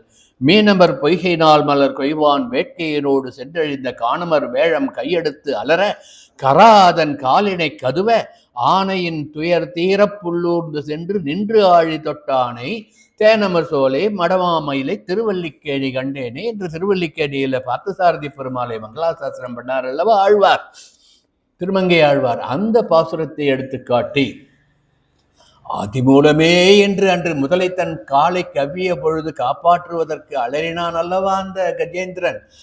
அதை நினைத்து கஜேந்திரனுக்கு அருள் புரிவதற்காக எம்பெருமான் தன் மேலிருந்த உத்தரியும் கீழே விழுந்ததை கூட கவனிக்காமல், தன்னை அழைத்து செல்ல கருடன் வருவான் என்று கூட காத்திருக்காமல், தன்னுடைய ஆயுதமாகிய திவ்யாயுதமாகிய சங்கும் சக்கரமும் வேண்டும் என்பதை கூட நினைக்காமல் கிளம்பி ஓடி வர கருடன் கீழே அவரை தூக்கி கொண்டு சக்கராயுதம் தானாகவே பறந்து எம்பெருமான் கைகளிலே ஏற்றுக்கொண்டு சக்கராயுதத்தினால் விரைந்து கஜேந்திர மோட்சம் கொடுத்தான் என்று நாம் அனுபவிக்கின்றோம் அல்லவா. அதைத்தான் தகுமோ தகவோ அப்படிப்பட்ட மகாலட்சுமி ஆகிய நீ உறங்கிக் கொண்டிருப்பது சரியோ, உன் நிலைமைக்கு இது சரியோ என்று ஆண்டாள் கேட்கின்றாள் என்று இந்த கஜேந்திர மோட்சத்தை நமக்கு நினைவுபடுத்தி பெரியவர்கள் வியாக்கியானம் பண்ணுவதையும் நாம் அனுபவிக்க வேண்டும். இப்படியெல்லாம் நம்ம அனுபவம் கொண்டிருந்தோம்னா இப்ப சொல்லுங்க, பரமபதத்துக்கு நமக்கும் எவ்வளவு தூரம்? கூப்பிடுற தூரம் தான். ஆதி மூலமே நீங்க கீழே கத்திட்டு ஒரு யானை பரமபதத்தில் இருக்கிறவனுக்கு கேட்டார். இதை வேடிக்கையா கதை சொல்லுவா. எப்படி சொல்லுவாள்னா, முற்றும் கற்ற பண்டிதர் நான் எல்லாம் அறிந்தவன் என்று நான் என்ற அகங்காரம் கொண்ட ஒரு புலவர் அல்லது ஒரு பெரியவர் அப்படியே ஒரு கிராமத்து வழியா போகின்ற பொழுது ஒரு சாதாரண ஒரு விவசாயி ஏதோ பாசுரங்களை பாடிக்கொண்டே அவனுடைய நித்திய கர்மாவை பண்ணி கொண்டிருந்தான். அவனுடைய நித்திய கர்மா கிருஷி பண்ணுவது, அதாவது விவசாயம் பண்ணுவதை பண்ணி கொண்டிருக்கான். அவனை பார்த்து இவர் எல்லாக, நீ என்னடா பாசுரம் படிக்கின்றாய், உனக்கு இது தெரியுமா அது தெரியுமான்ட்டு பல விதமாக கேள்வி கேட்டு, சரி எல்லாத்தையும் விட்டுறேன், உனக்கு வைகுந்தம் எங்க இருக்குன்னு தெரியுமாடா? எனக்கு தாண்டா தெரியும், நான் மெத்த படித்தவன் என்று சொன்னாராம். எனக்கு தெரியும் சாமின்னு நான். அவன், என்ன தெரியும் உனக்கு? வைகுந்தம் கூப்பிடுற தூரத்தில் இருக்கு சாமின்னாரான். வைகுந்தம் கூப்பிடுற தூரத்தில் இருக்கா? பூலோகம், புவர்லோகம், தபலோகம், ஜனோலோகம் இத்தனை லோகங்களையும் கடந்து பிரம்மன் இருக்கின்ற பிரம்மலோகத்தையும் கடந்து அதுக்கப்புறம் வந்து நீ வைகுண்டத்துக்கு போகணும். இவ்வளோ லோகத்தை கடந்து போகிறதுக்கு எவ்வளோ நாழி ஆகும் தெரியுமா? எவ்வளோ தூரம் இருக்குது தெரியுமா? இதெல்லாம் தெரியாமல் கூப்பிடுற தூரத்தில் இருக்கின்றிய, அதுதான்டா நீ முட்டாள், நான் மெத்த படித்தவன்னாரான் அந்த பெரியவர். ஏன் சாமி இப்படி சொல்கிறீங்க? அன்னைக்கு ஆதி மூலமேன்ட்டு அந்த ஆணை இங்கேருந்து தானே கத்தித்து, அது பரமபதத்தில் இருக்கிற எம்பெருமானுக்கு கேட்டதல்லவா? கேட்டதனால் தானே அவன் வந்தான். அப்போ நாம் பேசுகிற பேச்சு அங்கே இருக்கிறவாளுக்கு கேட்டதுன்னா கூப்பிடுற தூரம்னு சொல்கிறேன் இல்லையா? அதனால பரமபதம் எனக்கு கூப்பிடுற தூரம் தான் நானும். இதுதான் உணர்ந்த தன்மை. வாசல்ல கோலம் போட்ட மாதிரி உணர்வது, மனதுக்குள்ளே எப்படி உணர்கின்றோம் என்பதை பொறுத்துதான். இதைத்தான் ராமாயணத்திலே நாம் அனுமாருடைய நிலைமையை நினைத்து பார்க்கணும். அனுமார் என்ன பண்றார்? சீதா பிராட்டியை தேடி போறார். சுந்தரகாண்டத்திலே ஒரு வாக்கியத்தை சொல்லுகின்றேன். சீதா பிராட்டியை லங்கையில தேடும்போது எங்க போய் தேடணும்? சீதை ஒரு பெண், பெண்ணை எங்க கொண்டு போய் சிறை வைத்திருப்பான்? பெண்கள் மத்தியில தானே சிறை வச்சிருப்பான்ட்டு அந்த புறத்திலே பெண்கள் இருக்கின்ற இடத்திலே போய் தேடுகின்றார். எப்போ போய் தேடுறார்? ராத்திரி நேரத்தில் போய் தேடுறார். என்ன பகல் நேரத்தில் தேடினா பிடிச்சிடுவான்ட்டு ராத்திரில போய் எல்லாரும் உறங்குகின்ற நேரத்தில் போய் தேடுகின்றார். அப்போ உறங்குகின்ற நேரத்தில் நம் சொரூபம் எப்படி இருக்கும்? அலங்கோலமாக தான் இருக்கும். நாம் தூங்குறது நாம் பார்க்க முடியாது. எப்படி கொரட்டை விடுறோம், இல்லை எப்படி உடை நெகிழ்ந்து இருக்கும். குறிப்பாக பெண்கள் உடை நெகிழ்ந்து ஆடைகள் கலைந்து உறங்குகின்ற பல நிலைகளை பார்க்க வேண்டிய ஒரு கட்டாயம் ஹனுமானுக்கு ஏற்பட்டது. அவரோ நைஷ்டிக பிரம்மச்சாரி. அப்போ ஒரு க்ஷணம் நினைச்சு பார்த்தாரா, இப்படி மாற்றான் அந்த புறத்திலே வந்து அந்த புறத்திலே தூங்குகின்ற பெண்களை, அதுவும் பல நிலைகளிலே அலங்கோலமாக கிடக்கின்ற பெண்களை பார்ப்பதனால் என்னுடைய பிரம்மச்சாரிய விரதத்திற்கு ஏதேனும் பங்கம் வந்து விடுமோன்ட்டு ஒரு நிமிஷம் நினைச்சு பார்த்தாரா. உடனே தெளிவடைந்து விடுகின்றார். ஏன் பங்கம் மறக்கின்ற பொழுது? என் பார்வை சரியாக இருக்கின்றது. நான் வேறு நோக்கோடு எந்த பெண்ணையும் பார்க்கவில்லை. என் பார்வை முழுதும் சீதா பிராட்டி இருக்காளான்னு தான் பார்க்கறது. தவறான எண்ணம் என் மனதிலே இல்லாததனால் திருஷ்டிர் விஷயவர்தனின்ட்டு ராமாயணத்துல வாக்கியம். நாம் பார்க்கின்ற பார்வையை பொறுத்து தான் எல்லாம் அமையும் என்பது. இப்போ ஒரு பெண் என்று எடுத்துக்கொண்டோம் என்றால் அவள் தங்கையாக இருக்கலாம், தமக்கையாக இருக்கலாம், தாரமாக இருக்கலாம், தாயாகவும் இருக்கலாம் இல்லையா? இப்படி வெவ்வேறு சொரூபங்களில் நிலைகளில் இருக்கின்ற பெண்ணை பார்க்கின்ற பொழுது தாயை பார்க்கின்ற பார்வையும் தாரத்தை பார்க்கின்ற பார்வையும் ஒன்றா இருக்குமோ? இருக்காது. தங்கையை பார்க்கின்ற பார்வையும் தாயை பார்க்கின்ற பார்வையும் ஒன்றாக இருக்குமோ? இருக்காது. அதைத்தான் திருஷ்டிர் விஷயவர்தினி என்று சொல்லலாம். பார்க்கின்ற பார்வை நம் மனசு எப்படி இருக்கோ அதன்படிதான் நம் எண்ணம் அமையும். எண்ணம் எப்படி அமைக்கின்றதோ அதன்படிதான் நம் பார்வை அமையும். பார்வையிலே விகாரம் இல்லாவிட்டால் எந்தவித சலனமும் ஏற்படாது என்பதை உணர்த்துகின்றதுதான் இந்த பாசுரத்திலே ஆண்டாள் நமக்கு எடுத்து காட்டுகின்றாள். எதற்கு? இத்தனை சொரூபங்களையும் சொல்லி இந்த நாத்திகவாதம் பேசுபவர்கள் விகாரமா சொன்னா இல்லையா, அது அவர்களுடைய பார்வை என்பதற்காக இதை சொல்ல வந்தேன். இந்த பாசுர வரிகளுக்கு சிற்றின்பத்தை சொல்லுவது போன்று இருக்கின்றது என்று விகாரப்படுத்தி சொல்லுகின்றார்கள் அல்லவா, அதை சொல்லுவதற்காக சொல்லேன். பார்வையில் தான் எல்லாமே இருக்கின்றது என்று. எத்தனை ஏலும் பிரிவாற்றுகில்லாயால் தத்துவம் என்று தகவேலூர் எம்பாயா என்று நீ மட்டுமே கண்ணனை எவ்வளவு நாள் தான் அனுபவிச்சென்றிருப்ப, அவனை கொஞ்சம் விட்டு கூட எங்களுக்குன்ட்டு கெஞ்சுவதாக நாம் அனுபவிக்க வேண்டும். இதை தத்வம் அசி என்ற வேத வாக்கிய உபனிஷத் வாக்கியத்தோடு ஒப்பிட்டு அனுபவிக்கலாம். தத்துவம் என்றால் அவன் நீயே, தத் அவன், துவம் நீயே என்று பொருள் எடுத்துக்கொண்டோம் என்றால் இங்கு நீ என்று சொல்லுவது நம் ஜீவாத்மாக்களை என்று எடுத்துக்கொண்டு பகவான் எனக்கும் சொந்தம் உனக்கும் சொந்தம், பின்னையே பகவான் எனக்கும் சொந்தம் உனக்கும் சொந்தம், எத்தனை ஏலும் பெரிவாற்றக இல்லாயால் உனக்கு மட்டுமே சொந்தம் நீ கட்டி வச்சுக்காத, எங்களுக்கும் கொஞ்சம் கொடு. போன வருஷம் சொன்னேன்னு நினைக்கிறேன், போன உபன்யாசத்தில் பிருந்தாவனமும் நந்தகுமாரனும் யாவருக்கும் புது செல்வம் என்றோ. அப்போ எல்லாரும் அனுபவிக்க வேண்டாமா எங்க கிருஷ்ணனை? ஆகையினால எத்தனை ஏலும் பெரிவாற்றல் இல்லாயால் இது உன் தகுதிக்கு இது ஏற்றதல்ல, எங்களுக்கு விட்டுக்கொடு என்று கேட்பதாக அனுபவிக்கலாம். இதே தத்துவம் அசி என்பதை தகவேலோர் எம்பாவாய் என்பதுடன் ஒப்பிட்டு தத்துவம் அசி என்று பிரித்து பொய்யான விளக்கம் கொடுக்கிறாள் இல்லையா? நானே பகவான் குதிக்கிறாள்ல, அது போன்ற பொய்யுரைகளை ஏற்றுக்கொள்ளாதே. உன்னில் எப்படி பகவான் உன்னிடம் இருக்கின்றாரோ அதே போன்று பகவான் எங்களிலும் இருக்கின்றாள். ஆகவே தத்துவம் அன்று தத்துவம் அசி என்று சொல்லி எம்பெருமானை பிராட்டி வேண்டுகின்றாள் என்று நாம் அனுபவிக்க வேண்டும்.